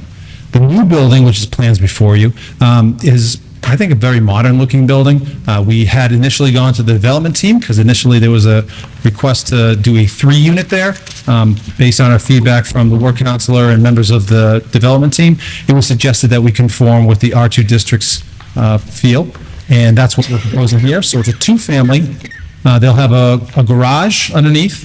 There will be also a driveway space in front. It is positioned closer to the street, but still has the requisite setbacks from the street, and actually has the requisite setbacks and sidelines all around. The rather large units, the first unit will be gross, so including the garage, about 2,226 square feet, and the second unit will be 4,470 square feet. So good size 2-family, 3 bedrooms, 3 bedrooms, 3 baths, kitchens, living rooms, dining rooms, all the things that you'd want in a nice new 2-family. Also some outdoor space. There'll be some decking. This doesn't qualify as a full 3rd floor because of the sloping of the roofs, and the roof line will be about 32 feet high. So that's below the 35 feet required. Mr. Calcano, as I told you, lives in the area, lives in 73 Beacon Hill Ave, is a graduate of Lynn Tech. Went to my alma mater, Marshall, although I called it Eastern High School, junior high back then. So he's invested in the neighborhood. This isn't someone who's parachuting in. He owns property in the area, and I feel as though that plans before you, it would not substantially be detrimental to the neighborhood. In fact, it would conform with the R2 feel of it, still provide a pretty significant size lot, 8,800 square feet, and 8,000 square feet plus, which is, if you look in the assessor's map, in that area, you find a lot of 2 families and 3 families on 4,000 square feet, 5,000 square feet. How many parking places in each? There'll be one underneath in the parking garage and then one in front. And there is enough space there to probably fit more if there's a snow emergency, but to be safe, it's 2 per unit. 2 per unit? Correct. Okay. On the front of the new building, that's going to be asphalt for the parking spaces? Yes. And we will comply with the inclusionary zoning. Prior to issuance of any permits, we must address the issue with the city. So we don't know yet if it's be condoized or be rental. It all depends on the numbers that the city provides us. But regardless, we have to either have a deed restricted unit, or we have to pay into the Affordable Housing Trust Fund. But we will comply with that. When is your meeting with them? With who? The mayor's group. The city, well, we already had the development team meeting early on. Yeah. And that's when the suggestion was to go from a 3 to a 2. And we went from there. Typically on 2s, they really haven't been having development teams because it's just too small of a project. But we took their advice, and we're glad that we were able to go through that process. We'll also, from here, if we were to get approval, go to the site plan review committee. And then we work with ISD on the inclusionary zoning and Aaron Clausen from the planning department. So on the new parcel and the abutters, is this a wall that's going to run along the property line? If you're looking to the right, Yeah. it's actually flush with a driveway that's already existing. I see. There will be retaining walls on the left-hand side, obviously, because then it really, there's a significant kind of slope. So there will be some retaining walls that divide the property. Is there going to be regrading in the new parcel? They'll need to be regrading only because of the slope from the left to right. So on the left-hand side, there'll be some remediation of the land there. Is there a landscaping or any intention for landscaping on that part of the property line with the abutter? My only concern is stormwater runoff, since there's going to be asphalt and it's, unless regrading is completely level. They would have to grade it in a way that goes towards the street. Okay. And obviously, any type of runoff to another neighbor would need to be prevented. So there would be adequate drainage that would push the stormwater either to the rear of the property, which again is all wooded, or to the front where it would be streetwise. And that would be provided to the city with the building plans. Okay. Do you live on any of these properties? Do you live on this property? 73. You live on 73? Okay. Just again, some comments I usually have with some of these rendering and drawing is to us, right? Like the Lamborghini? Yeah, like, That might come with it. no, that's just, again, don't put things that we're not gonna receive, right? You know what I mean? I agree with you. If the house, the rendering looks like this, you have a stamp drawing on this, this is exactly what we expect for you to build, right? So, I don't want, you know what I mean, like, you come, you're gonna do this, but then you submit your drawings with ISD and it's totally different than what we saw here, right? So, as. How do we control it? How does the city go? I can tell you that the architect that was used is out of Boston. I shouldn't say expensive because then I'll get in trouble. Very professional and is known for this type of kind of architecture. Yeah. The development team very much liked this style, and it is the intent of the petitioner to build this style. Okay. My biggest concern is how close those two buildings are.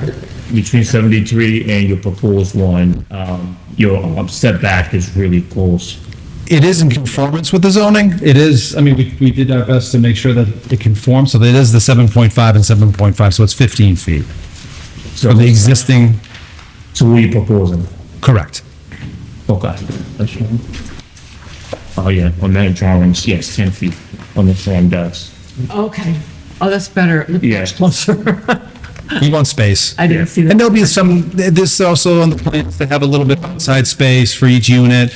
And again, they'll have like the nice little balconies, so there'll be plenty of opportunities to have more outside congregating space. Is there going to be green in front? You say it's all concrete for parking, but is there going to be any green in front? We'd be able to do some landscaping between the buildings. Fortunately, because of the driveway and the way that it works, we wouldn't likely be able to put any type of real, Like a planting bed or something? oh, you mean to make it nice? Just to make it pretty. Make it from pop a the little bit? street, You know? I don't, Well, at least between both your properties, right? If, you know what I mean? You might not be there in 10 years. 1 year, you Or 1 year, right? At least right between the two properties, between your existing and your proposed, while the other varieties goes across, you know what I mean?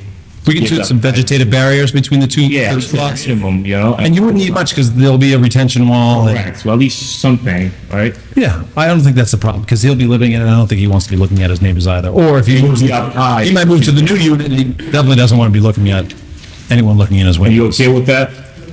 Yeah. So these 3 trees that are right now in what would be the frontage of that new lot, those would have to go. Yeah, Get constructed. Yes, there'll be some trees that need to be taken down. yeah. Can we replant them in the back? The back is all wooded. We could add, but it's like between, green. I mean, No, I saw the back was all green. I didn't know it was all trees. yeah, well, it's all trees and Okay. so actually it's pretty close to the existing build, the existing structure. You probably only have about 10 to 15 feet before it does the big drop, and then it's all wood in the back. Yeah.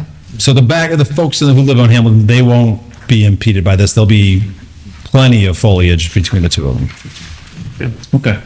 So, okay, on the new building to the right, there's an existing driveway on that other existing house. Is Yes. that gonna be landscaped in there?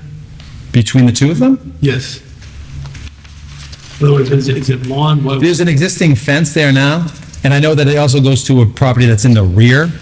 So what my concern is, you got a pretty good-sized building, driveway that's impervious, and everything slopes down to that house. Water. And where's that water gonna go? That's what part of the planning is that we'd have to redirect the water towards the street or the rear of the building. So, I'm not, You gonna be working with the planning board for that? 'Cause it's. Yeah, they have to go to the planning board after this. we have to go, My concern is it could. ISD. Sidewalk and. Yeah, ISD will ensure that, they're supposed to, that we have the proper plans to make sure that the drainage doesn't flow into other people's. Well, they don't always, so that can be something that you put a stipulation, because we've seen this. Even if it's just Yeah. landscaping and green and at least guaranteeing that there's a buffer of grass or something, so there's some drainage Right. by any huge storm comes and water still flows towards that property, then it's absorbed to some degree or level. I would feel comfortable with that. Yeah, so you're not dumping your water in the butter, pretty much. I don't think that'll be a problem. We still have a significant amount of space for the proposed Lincoln. We have 7.5 feet. Yeah. The driveway comes out 7.5 feet, so there will be.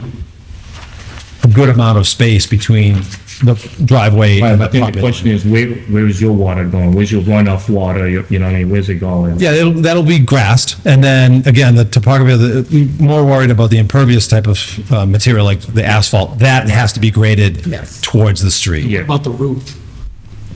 The roof ring water? Well, that would be into a system of gutters. Again, with the 7.5 foot, Like, we wouldn't want it to discharge in that little 7.5 halfway offset there. we can run gutters to the back of the property. Drain off the back? Yeah, I mean, that's a, Maybe you just dump everything in the back. we could, I mean, that's just Yeah. gutters. Yeah. I mean, again, no one wants, Use for the, no one wants water in their driveway because in New England it turns into ice. So as much as we can put in the back, and again, Pedro owns all the property in the back, and it's not a retention pond in the back, but it is, if you feel free to go to the property, take a look, it's There's probably a significant. lot of rock under there too, and it's not gonna be a very pervious, even though the grass isn't gonna be very pervious. So managing that runoff, having the stormwater management for this site would be very important. I think that's good as just being a good neighbor too. What is the proposed curb opening for the proposed building? That's going to be 24 feet because by requirement, it has to be 12 and 12, so we have a 24-foot curb cut.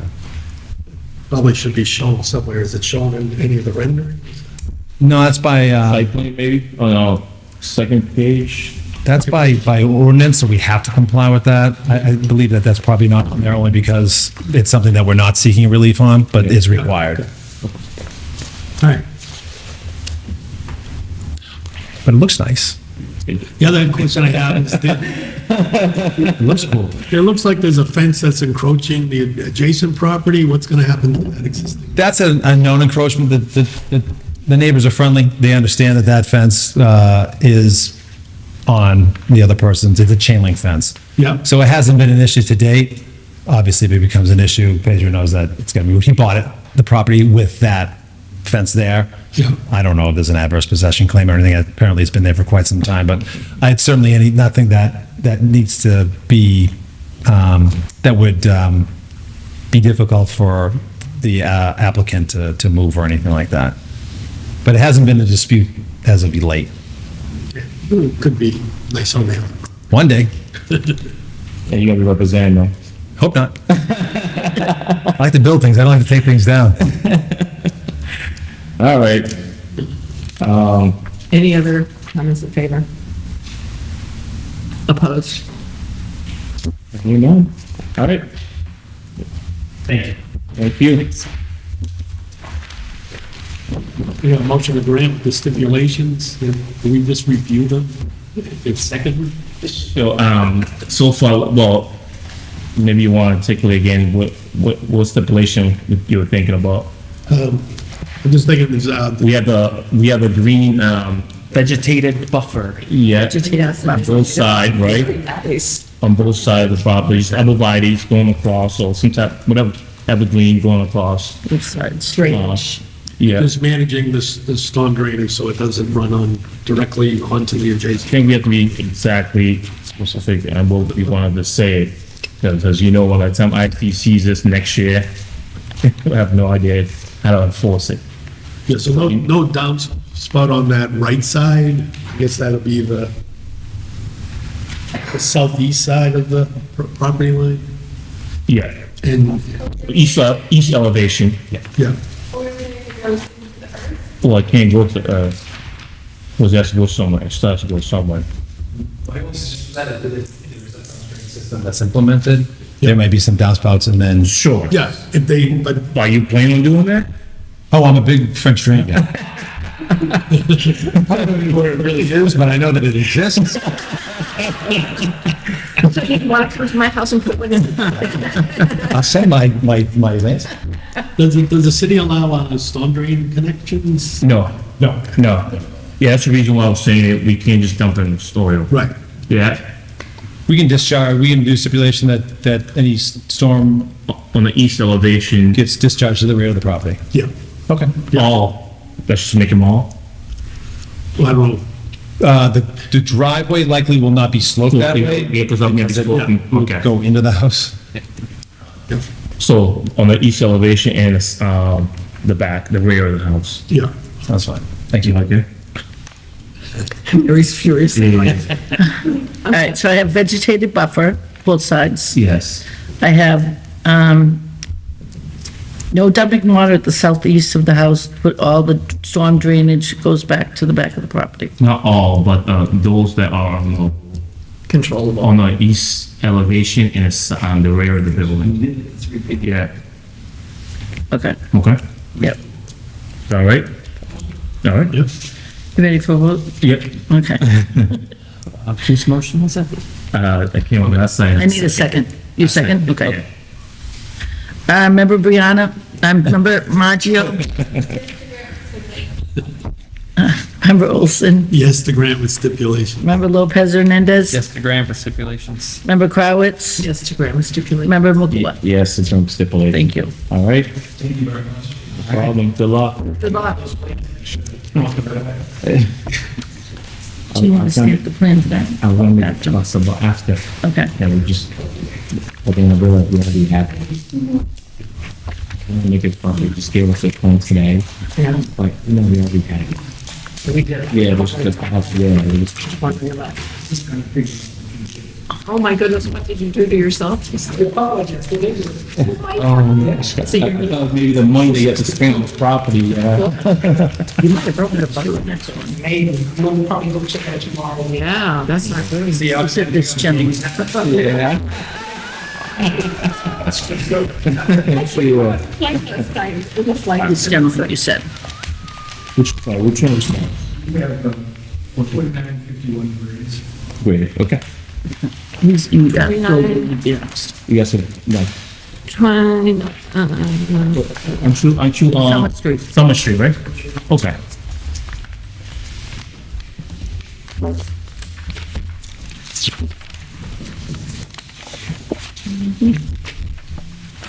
I'm sorry, what's the address? Summer Street.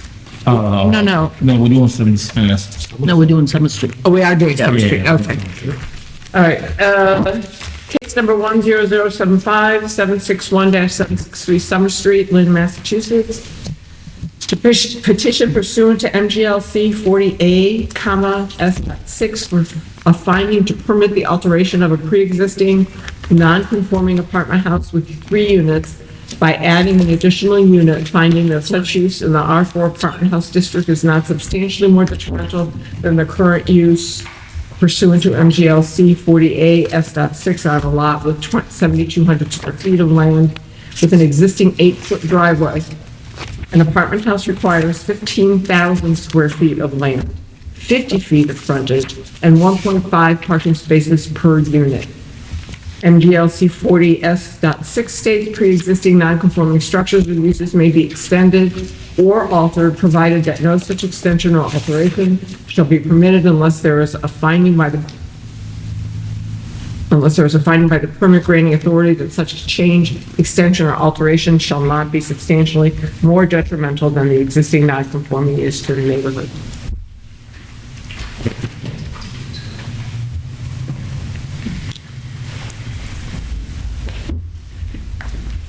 Thank you, Mr. Chairman. I'm Attorney Sam Vitale. This is Calvin Lopez, who lives at the property, owns the property, and proposes to add an addition. This is another one where I thought I was right. The building and the commissioner told me I wasn't, and I'll explain why. We're in an apartment house district in which anything, as you know, 3 or more units is an apartment house in the city of Lynn, and there are 3 units there, and it's in that apartment house district.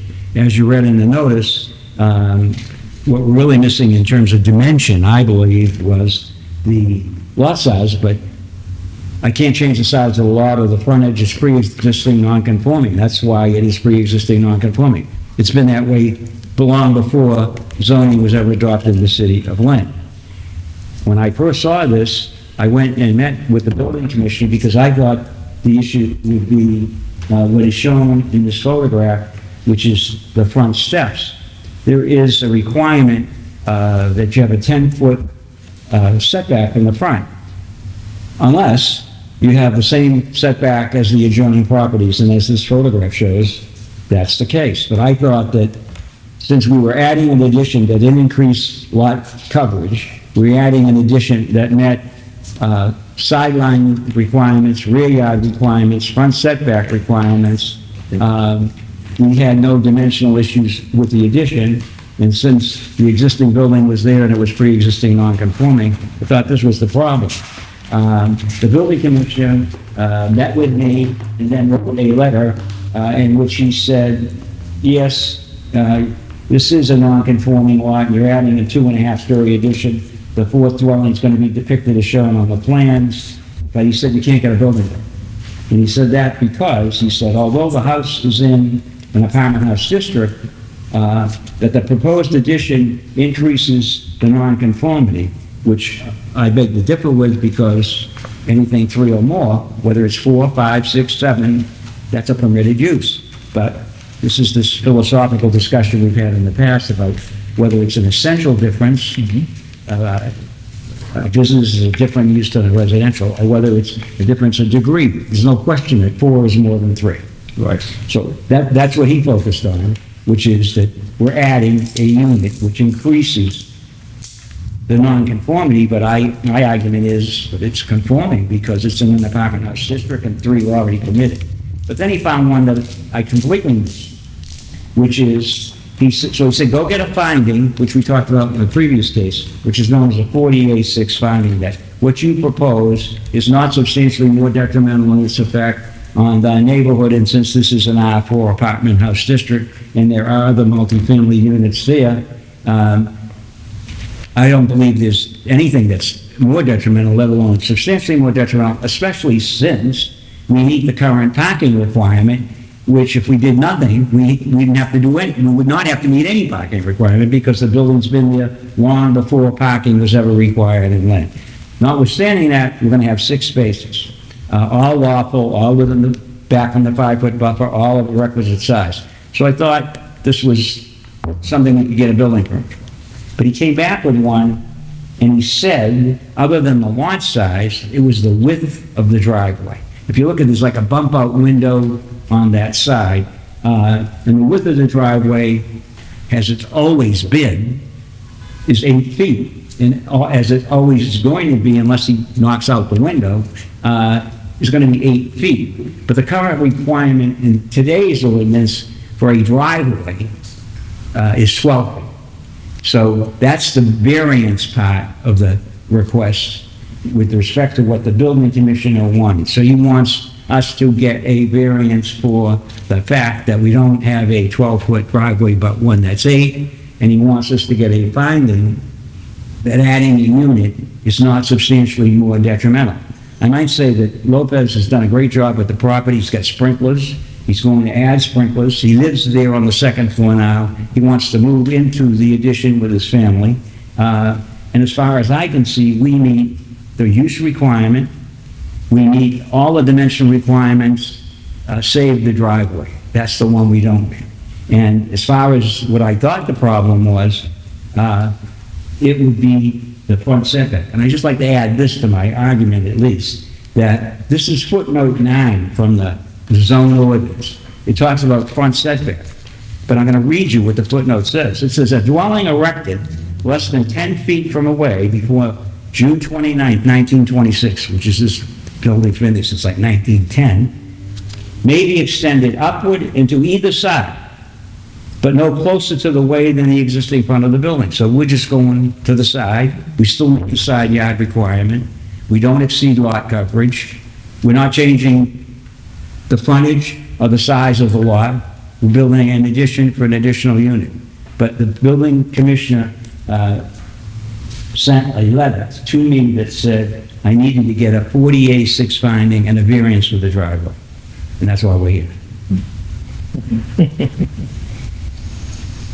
So just to recap,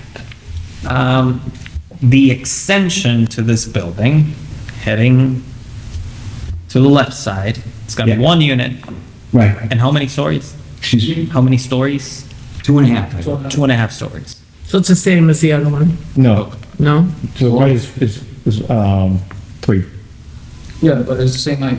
That's 36 feet, I think, is, 'Cause if you and then look in at the an R4 district, you can go 60 feet. This is, I think, at 36 when it's done.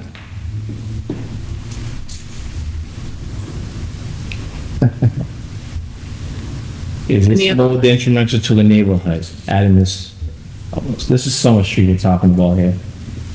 Well, we're putting spaces in where if we did nothing, we would have to park on the lot.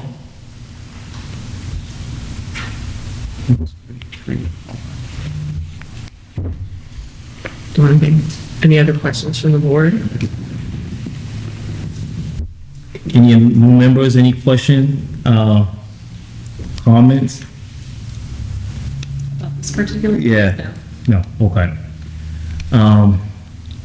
The entrance to the driveway is to the right? Yes. Between the 2 buildings. Just the side with that bump out window. I'm having a little bit of an issue with this one because of the size. I'm siding slightly with Mike Donovan on this one. But I don't know how to determine whether it is more detrimental to the neighborhood by adding this one additional But we don't exceed lot coverage. We don't violate side yard, rear yard, front setback. We meet every dimensional requirement. well, And we're on the side that the driveway's not on, right? Well, there must be a reason why he also feels the same way as me, but he just maybe, I can't find a way to tell you exactly why this additional units will be more. It has to be substantially more detrimental. But it has to be substantially more detrimental. And I would suggest to you, if you're doing a use that's allowed, Yeah. and the character of the neighborhood is one of other families, and provide parking. Well, what if it's congestion? Required to. You bring, it's a congestion neighborhood, and now you have one additional, units, and you're adding more population in the neighborhood. That could be detrimental to the neighborhood. In a neighborhood that allows multifamily dwelling. Well, yeah, but And population increase. and we're adding parking where none is required. But So we're taking now 6 spaces that now have to be on the lot. So that's an advantage. How would you access this units? How would you get into the house? To the back? So your house, your front entrance will be in the rear of the house? Well, we'll have a front entrance. Where exactly? Directly in Facing the front? street. Yeah, Facing the street. Yeah. But the main entrance will be the back, since the parking's in the back. That's how we access the existing one. So the fencing right now that covers the rest of the frontage of the property, that would be taken down, Taken and out. would be open. Curb cut, yeah, curb cut and, Yeah, overall, the site would be improved. No, what? we're gonna use the existing driveway. Yeah, no, but yeah, the fence in the front is coming out. That's what he was asking. Attorney, but, Just one thing that concerns me, if I have not seen building commissioners or the building zoning offices, zoning determination. Yeah. It is like the building office says you need a 4865, you get a variance. The application does not reference a variance, neither does the act. Now, It said the driveway was 8 feet. was that what your application said? Again, right here. Yeah. No. It's no suspension. With an existing 8-foot driveway. Yeah, but you're not, no more than application makes it. That's what it is. you want to take a look at, have you seen it? I've seen it, because I did the act. Yeah. I don't read that as a request for a variance. Yeah. No references to the lack of. It wasn't. Yeah. 4860. For one thing, I don't know why I need a variance for a driveway that's been there since Yeah. 1910. Well, it's because now you have to abide by today's ordinance because you're seeking, But here, Add another I think unit you have a to that. copy of the commission's letter. yeah, I read it. But again, And that's what, let's just stick, the variance is one thing, but I think I'm struggling with the first one, the way he's viewing it, that this is more detrimental to the neighborhood by adding this additional units. Maybe I think we probably need to have a conversation with him directly or the ordinance, the officers to see exactly what he means by that. there's nobody here from the neighborhood that I am aware of that is in opposition. And I don't think the building commissioner is in opposition, he just wants to have it done what he perceives is the way to do it. And his letter says. The first item is just a finding. It's not a matter of doing it. Right. It's just an opinion, but opinion from whom exactly, right? So we kind of have to have a conversation with either him or what's the new gentleman's name over there? Chris Bull, he's at another meeting tonight. Or Chris to find out at least what exactly is the first issue. The variance is one thing, right? The 8 feet and 12 feet requirements, that's one item. But it's just, the biggest one is the first one. I'm only reading it the way he wrote it. The way he wrote it was first, Yep. a finding under 48-6. That's the first thing he says. Mm-hmm. And then the second thing is that you get a dimensional variance because of the lot size, but the lot size has never changed. That's why it's not conforming. And then that the driveway width, well, it's 8 feet, which is what the ad says.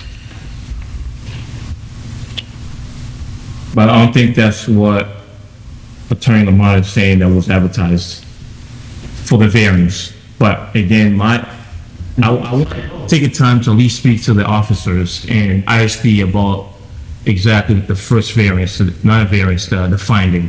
What exactly we're trying to determine here, Because it's kind of, not vague to me, for lack of a better word. It's like, you're saying that it won't be determined, it won't be an issue to the neighborhood. While I'm thinking that adding this additional unit, so a large population neighborhood, that certainly could become an issue, right? If you can build it, right? I know you can build it, you have the right to build it. It's right, it's in Yeah. a district where it's permitted by right.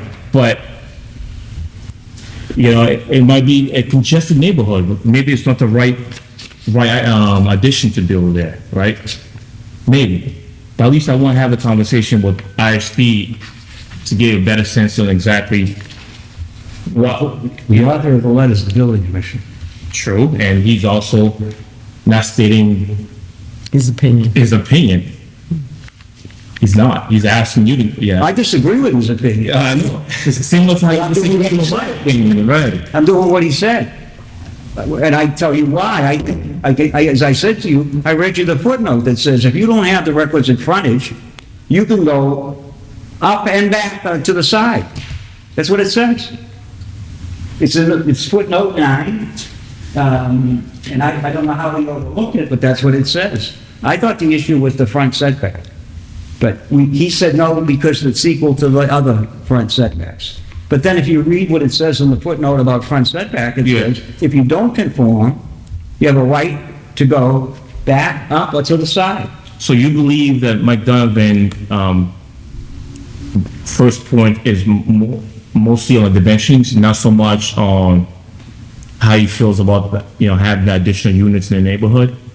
I don't think he saw the issue being density in the neighborhood. I think he saw it being... Dimensional. Right.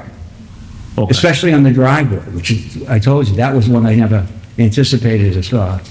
Because the driveway's been there and is there, Yeah. and the only way we could improve that driveway, Yeah. we talked about it, is to take that bump out window and make it not a bump out. But that still won't make it 12 feet. All right. Can you put the driveway on the other side? That's something else we talked about. Change the 25 feet, it can be That just means the house will be smaller. 20. No, I think we could get a driveway on that side. Yeah, but 9 feet. It won't work. The house won't work. It will be smaller. I got permission from the, to put a driveway here in the front, He's talking about curb cut. but only for this one, only for the north. Yeah. But this would stay for this. Because there's an existing curb cut where the driveway is. I get it. I think what she's asking is just to shift it there, but then the house will be too small. Probably 16 feet. So are you proposing to have the second curb cut? Also, also to keep the parking in front of the house, we could just use this one and just park all the cars in the back. To avoid having the curb.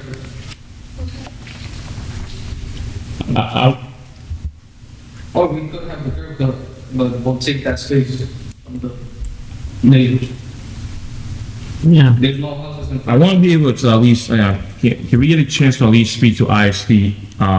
Can we continue this case? Can we continue this case? And then maybe Attorney Alana, maybe we can adjust, I don't know if, what you're supposed to do here, because you're right, it doesn't read the way he's describing it today. Maybe it gives you time to make it. He happens to have used this week, so I could it's very different standards. The 48-6 standard is a very more generous standard. The Attorney Vitale knows the 48-10 variances is a very strict standard. So Yeah. I do think it's important that both petitions here. I also want to take something that I urge the board to really look into adopting that the application. Because one of the things that application does spell out is, this is what I'm short, I have 8 feet driveway and I need 12. And that would be a lot easier to try to put the act together, it'd be a lot easier for you. Yeah. To know exactly what is the issue before the board. That's why I made the thing with you. And where we are with that, Doug? We were waiting for more members so that we could Yeah. resume the discussion on. So maybe we can share that with the new member, give them Yes. time to review it. I'll send it to And them. then probably in the November meetings, you know, at Yeah. least 2 months, Yeah. 3 months for them to review it, September. Okay, noted. I'm asking to continue this case.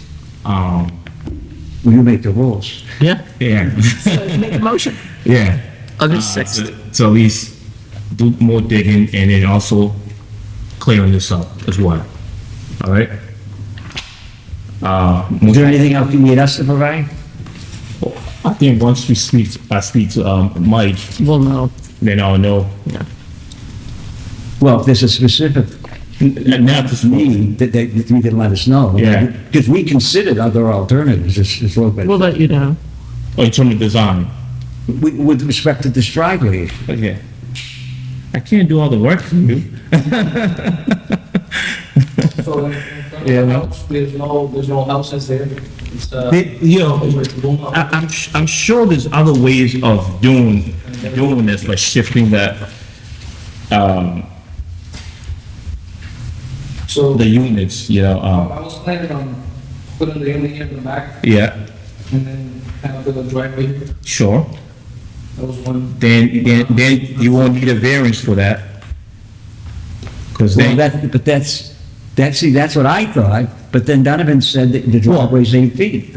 no, he's talking about redesign, shifting, the driveway to the left side, put his one unit in the rear, and there won't be any driveway variance that will be needed, but then there'll still be the first bullets of Mike Donovan's letter that we still need to find out more about that.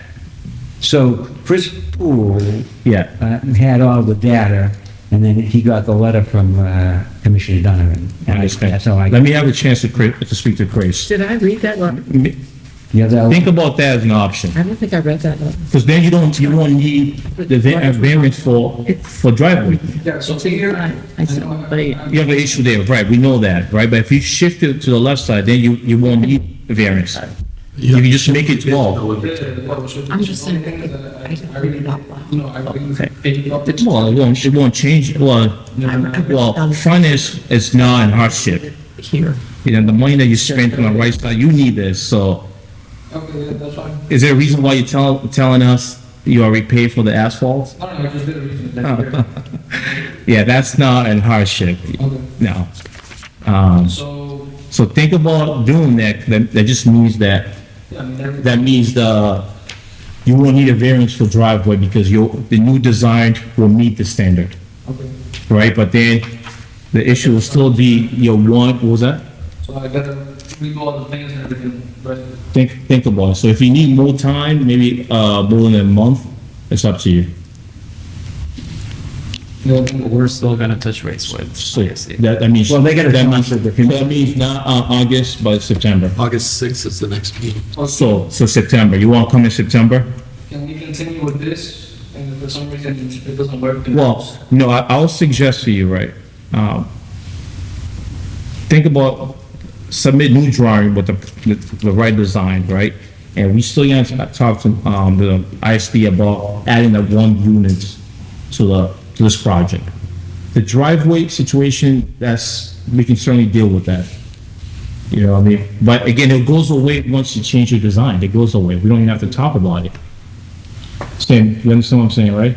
If you shift the driveway, you make it 12, right, then that goes away, right? I'm certain there are other ways to do it. The way that was proposed, I thought, originally by me, wouldn't require any approvals. And I was wrong. And then I concurred with the 40A6 finding. I told you that I never saw the driveway as an issue, because if you start off that the building is a pre-existing non-conforming structure, why is it non-conforming? Because it's on a lot that's got 7,200 square feet, that's the size of the lot forever. That's what it is. So it's always going to be non-conforming as to lot size. Yeah. So that was a given, but it met frontage, and it met every other dimensional requirement except this driveway issue. I got another question.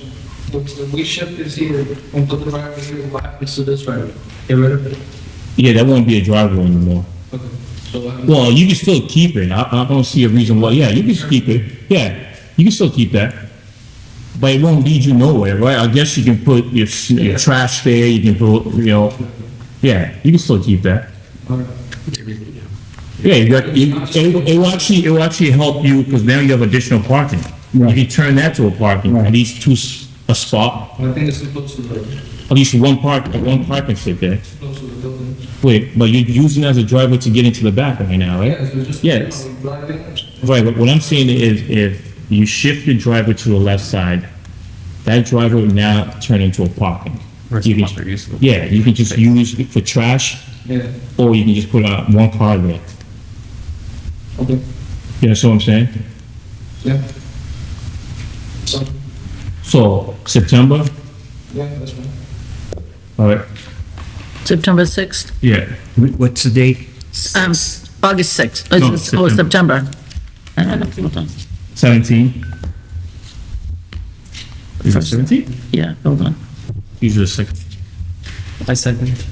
There's second meeting.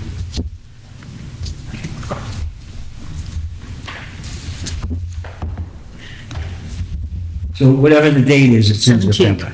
September 17th. Okay, Okay, yeah. Thank you. all right.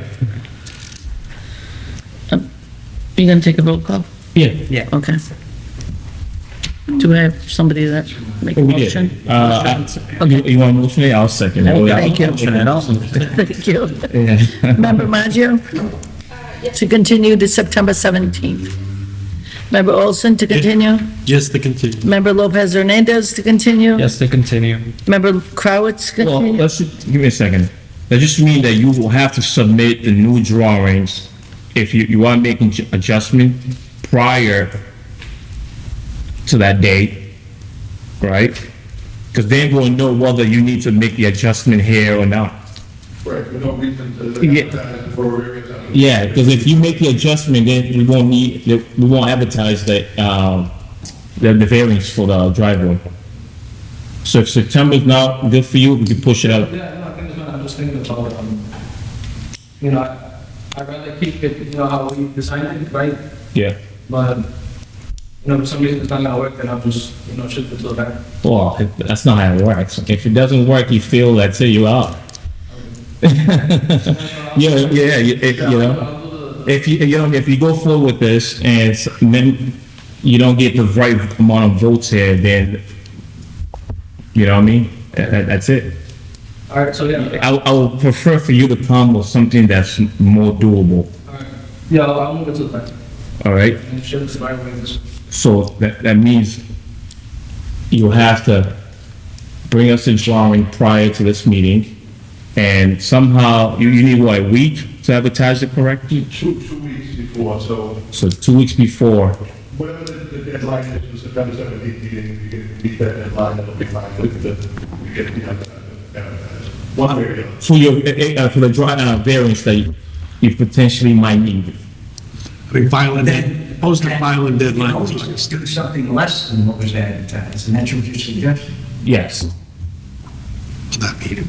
right? yeah, right, that's correct. Okay, Yeah. all right, Member Crowitz to continue? Yes, to continue. And member Monk? yes, to continue. Thank you. All right, we'll see you guys. So, Last one. one more? Yes. 4950. Sounds like good members, it's so I always like it. No, If it's fun. But you're getting a real education. It's the woman's being seen here. No, she's okay. oh, yeah. Yeah, she's good, yeah, I didn't want you to have to stay all night. Thank you, Sam. she's okay. Oh, Last one? 4951 Grave Street. Okay, attorney? Let me read the description. Case number 10073, 4951 Grave Street, Lynn, Massachusetts, to vary pursuant to MGLC 40AS.10.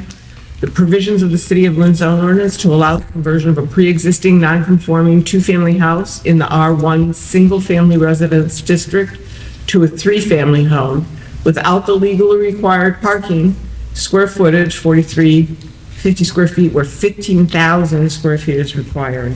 An apartment house is required to have 50 feet of frontage, minimum front setback of 10 feet, minimum rear setback of 15 feet, and a minimum side yard setback of 7.5 feet. 1.5 parking spots per dwelling unit are also required. The variance request requires the zoning board of appeals to specifically find that owing to circumstances relating to the soil condition, shape, or topography of such land or structures, and especially affecting such land or structures, but not affecting generally the zoning district in which it is located, a literal enforcement of the provisions of the ordinance would involve substantial hardship, financial or otherwise, to the petitioner, and the desirable relief may be granted without substantial detriment to the public good and without nullifying or substantially derogating from the intent or purpose of such ordinance. Kim Murphy, he wants to talk to you. All right, I'm trying. Thank you very much. For the record, my name is Attorney Ken Schuster. My house is 152 Lynn Way, Lynn. I'm here this evening with Henry Espino. Henry's is the property owner. Henry purchased the property on October 15, 2015. Not that it's directly related, but when you show the property had 3 units in it. There were 3 full units. And he had used those for the last 9 years until he was advised that technically the city of Lynn had it as a 2-family. At that point, he had received a notice. There was an inspection done on the 15th. The notice went out on the 18th of January, and he was advised to seek a variance to legitimize what has been there. And that would be to convert it from a 2 to a 3-family. So it currently is a 3-family? Well, it's an interesting question. This house was built in 1890. When I talked to Mr. Poole, who had been there, because he was the gentleman who Inspected. He inspected it, and I met with him. He went through the house, and I provided him with some pictures, because the interior of that structure just 2 separate entryways. To go 1 door in the front goes to the first unit. The door on the right has a hallway that goes upstairs to the 2nd unit, and then has another hallway that goes up to the 3rd unit. All the units have 2 forms of egress. There are 2 sets of staircases within this building. The woodwork in that building reflects its 1890 vintage. There's no change in Gorgeous. that structure. I wish mine looked like that. I wish mine looked like that. It was beautiful. It's all original. Yeah. Even the doorknobs. I can't say that the pink in one of the bathrooms is original, but other than that, this building hasn't changed. And it's been used that way for the last 100 years. But what is interesting, when we go through a little bit more information for you, as I said, it was built in 1890. And when I went through with Mr. Poole and he showed me the configuration of the woodwork, he said, it's always been that way. It's never going to change that building. The building also has, and I sent a number of pictures, I don't know whether you've had a chance to look at it. The other drawings. And there's also, I took many photographs just to give you an indication that the only way to access that 3rd unit is through this hallway. You can't get from the 2nd unit to the 3rd unit. The 2nd unit can't avail itself of the 3rd unit unless they go out their front door, up the hallway, up a set of stairs to the 3rd. In 1986, an applicant came in seeking the same relief. And what's odd from that was that the relief appears to have been granted, and then he asked that it be amended to reflect that he wanted to use the 3rd floor for business use.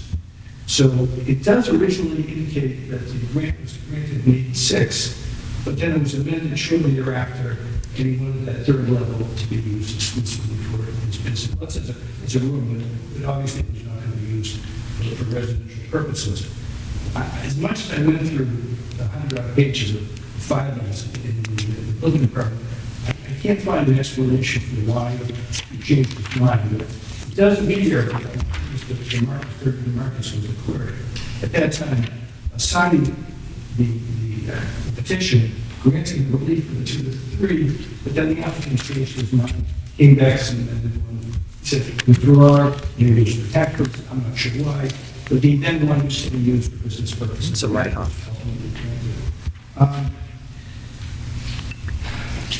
Started long enough to 1890, and was going to get into effect sometime in the 20s in Lynn.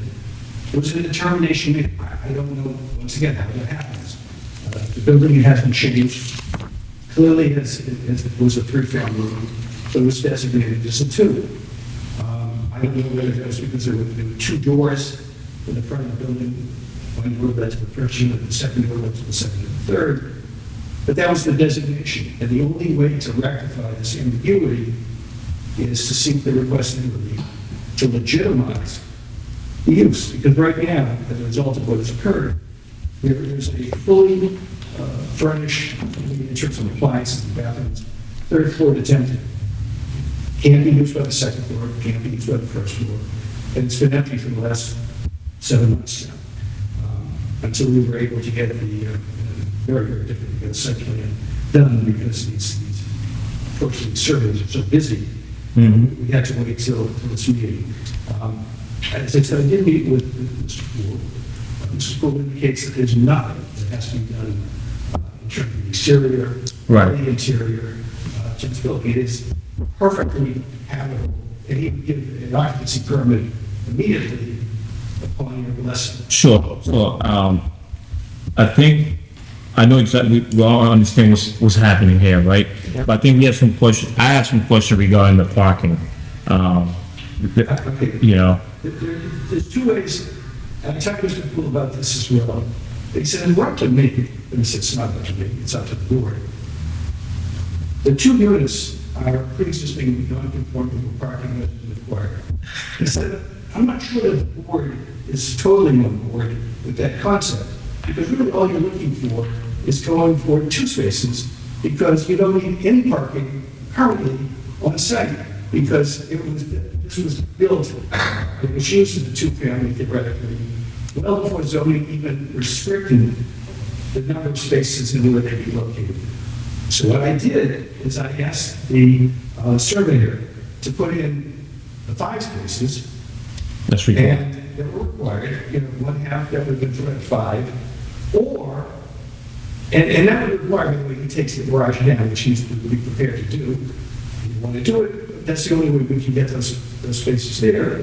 Or, if you were to accept the premise that all we're looking for is 2, you clearly have 2 spaces without removing the garage, because there was no requirement, if it was not conforming use and parking, which was no parking requirement.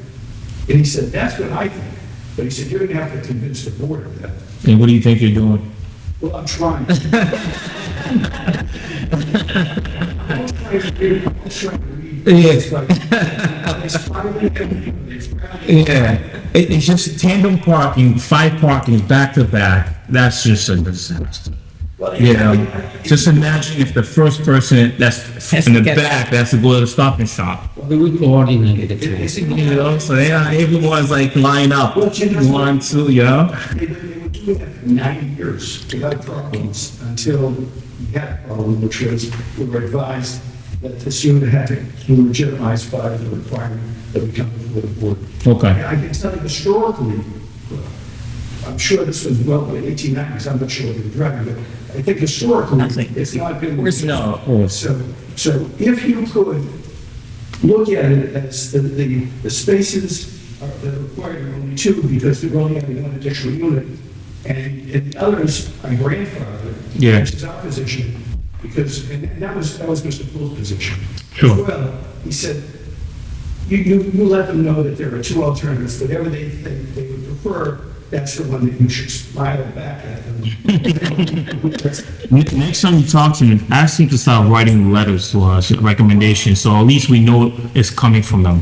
I can tell you, that's exactly what he said. Yeah. You sure? Yeah. Well, you know what's ironic, because one time I was before this board, and they said, but you're a lawyer. You'll say anything. Seriously, this is what he told me. Okay. And it was, I thought it was only my idea. He said, no, I agree with you, but I'm not sure what the board's position is.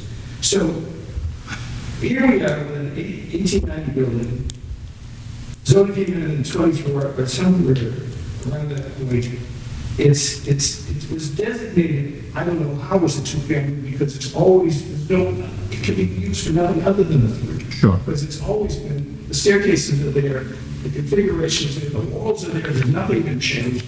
And we just don't have an empty unit in perpetuity. Understand. So, let's run some questions and comments from the other members. Sure. So when you say it was designated by somebody, who is it designated by? Well, that's the issue, I don't know. See, the building's built in 1890.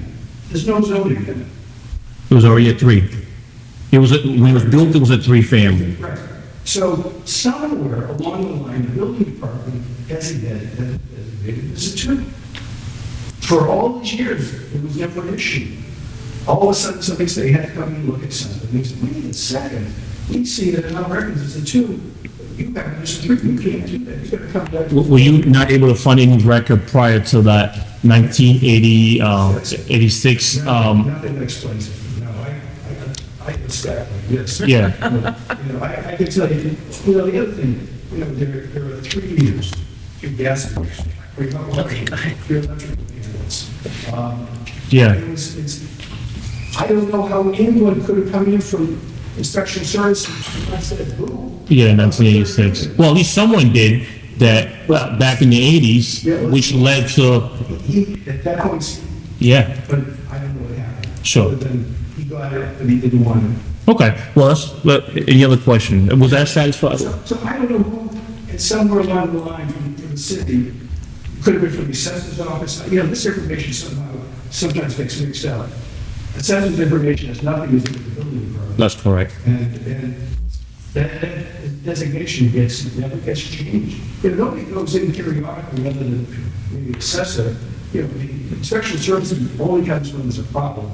They're not looking for problems. And this wasn't a problem, it became a problem. Yeah. That was what Okay. So,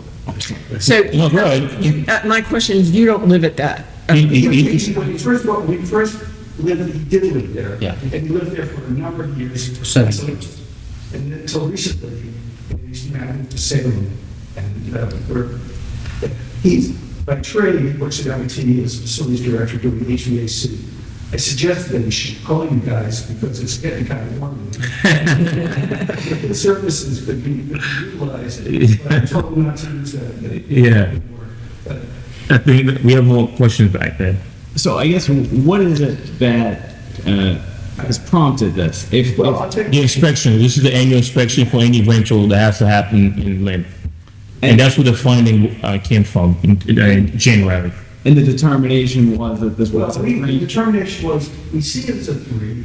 Mr. Poole says it's a 3. But the record. But the record said it's a 2. So then, go ahead to come back to sort of correct this. It sounds like an assessor was doing a street walk. Yeah, Digging yeah. inside the He building. wants to get his correct taxes. You've been taxed Well, that will have to happen for twice. family, now you really need to be taxed for 3 And families. recently. Yeah, exactly. You know what I mean? Because back in 80, someone did recognize the mistake, Yeah. right? And he went to fix it, but then he changed his mind. Right. They didn't pay higher taxes. Yeah. So No, I think- I do have a, This will in fact increase his taxes because of the Yes. Yeah. value of the rentals that are coming Yes. in. Sure. so what is the garage actually used to hold a vehicle? Yes. So it's somebody regularly parks in there? Yes, it's not a space here. So there's one there and then what's there? 4, one right next. So the 5 people technically could park there? Yes, right now. Tandem back to back. Yeah, Yeah. okay. And they've been doing that? Yeah. For a long time. Yeah, okay. Okay. Any other questions? You had some. No, You good? I was just talking about taxes. I was just saying he agreed, Yes. he'll be taxed on 3. All right. The taxes will go up. Yeah. We're good. Thank you. No one here is for or against. Pedro, you good? All right. Yeah, of course. All right, what's the wish of the board? Motion to grant? All right, can we get a second? All right. Okay. Can we get a second over there? give me 1 second. Which one am I signing here? Member Maggio to grant? Member Olson to grant? Yes, the grant. Member Lopez Hernandez to grant? Yes to grant? Member Crowitz to grant? Yes, to grant. Member McCullough to grant? Mr. Grant. Perfect. Good luck. Thank you. Good luck to you guys. Yeah. Kim will be one to talk to you. What, in public? Yeah, well, he has to, because you got a committee. We, He can't talk to you off the board. which, It's not a case. Oh, okay. It's a business. all right. We have, one more. Are you staying for new business? Yeah, stay for new business. You have the floor. Well, you have to get up and, After the question, I'm just going to share. what was that? So you have no questions? Nothing, you're all set? You good? No, yes, I'm good. I'm waiting for you.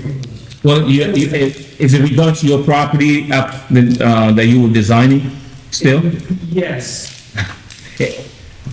Yeah, it has to be new business, and you have to just ask the question, I'll answer it. Thank you, Mr. You're welcome. Thank you. It can only happen in that form. Yeah, I need to ask for an extension. Well, that's what you said, you have to come in front of us and ask for it. Right, but there is another question I have. Sure. I was gonna come next. It can't be a secret. I don't want people to think I'm taking bribe here, you know? You have to let the whole city know what do you want. This case isn't finished? So what case is this? This is the boulder. Yeah. Big boulder. The slope. Oh, yeah. So this is- What is this? Name and address, please. Sure.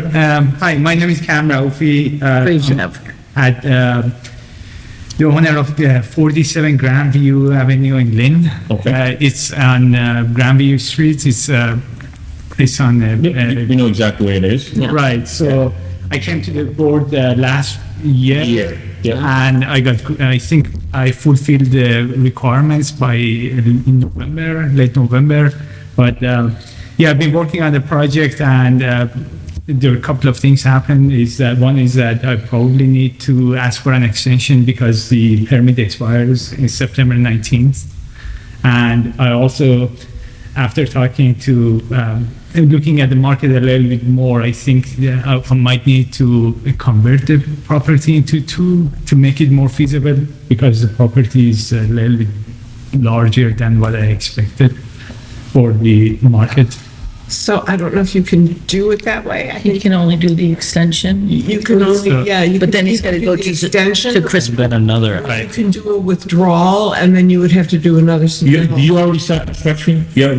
No, I haven't started. Nothing at all. Nothing. So I'd like to do an extension. Allow this to expire and then come back with a new project. Yeah. For 2 units, is it?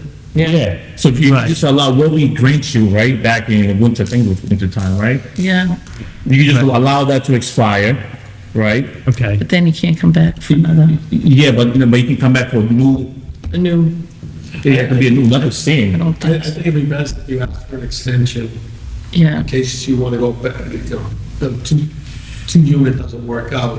Still have that. You can work with the details. He's not a case before us, we already granted it, Oh, but so different. you can grant him an Right. extension, anything else he wants I to would do do. that He before can you go back and get another Okay. case, but keep this one. Because maybe you can Gotta scale keep back the his seat. size of the home or whatever. And just let it run out if he needs to. These, Yeah, but. I'm not telling you what to do, Extension but to get. Yeah. something in hand, if you withdraw it, you can't come You back. can't come back, so, yes, you're correct, Mr. Olson, so, we can certainly, I think, most of the members were here, I was hearing, right? because you're a civil engineer. Yeah. Yeah, I remember. Yeah, so you heard it, so we can certainly vote on the extension, Yeah, there's a lot right? of neighbors here complaining. But then you can go in and apply for a new case. Okay. But knowing your neighbors, your butters out there, is this what you wanna do? Right. I'll. You need to go out there, start shaking hands as soon as possible. Yes, I think there is one neighbor, I think she's opposing, she just wants to keep the lot under a lot, but everybody Well, else is on board. that's not her. Yeah, she's the one right below you, right? Yeah, I She remember her, yeah. She can't dictate what you do with your property, it's yours, you know? It's just, I think I've had a very challenging time reaching out to her, Okay. connecting with her, but I'll try again, definitely. So, all right, 6-month extension. yeah. Is that enough? 6 Yes. months? Okay. Well, now you have 6 months of convincing your abutters For your new plan. Okay, okay. Okay, hold on. You're gonna have to contact me tomorrow, though. We gotta take a vote. Hold on. Yeah, we have to vote. Okay. So call Mary tomorrow. And she'll tell you what you have to do. What was that? Okay. we vote on that? 6-month Yeah. extension. Yeah. Under new business. Remember Maggio? Yes. Were you here for Grand? Yes, you were. Okay. Yeah. Remember Olson was here? Yeah, yes. Lopez Hernandez? Don't believe it. You were the first I one. was on the first one, but I wasn't on the vote. As long as you heard the case. I did hear the. Yes. As long as you heard. Oh. You heard. We can do 4. 4. Oh, yeah. You also just, yeah, you're right. Yep. Remember Makua? Yes. Remember Crowitz? Okay. Okay. 6 months. Yes. You gotta come see me to get it. Okay. Good luck. Thank you. All right, thank Hope you. it works out. All right, can we get a motion? Sure. Motion to adjourn. Didn't Mary have some new business? Yeah, I have some new business. Oh, New business. Thank you. all right. Just have to, Adjourn rescinded. Is it? it's, yeah, Okay. the new members. Yeah. Wow. Ah. Thank you for stopping by. I'm sure we'll be seeing you soon, right? Is it 8/6? Yes. Yeah. Sign here. Yep. Okay. Yep. All right. Thank you. Bye. Do you wanna stand up? Oh, Put your right hand up. hey, yeah, let's do it. Say your name, okay? Do you swear to abide by the Constitution of the United States? Yeah, do it. Okay, perfect. All right. Just sign up. Congratulations. That was very clumsy, but I like it. You have to do it. Yeah. Just didn't get a chance to do downstairs? I'm just curious. One was there. Only one person was there. Oh, do the agenda. Do the adjourn. Adjourn now. I move to adjourn the meeting. Thank you. Second. Second. Thank you.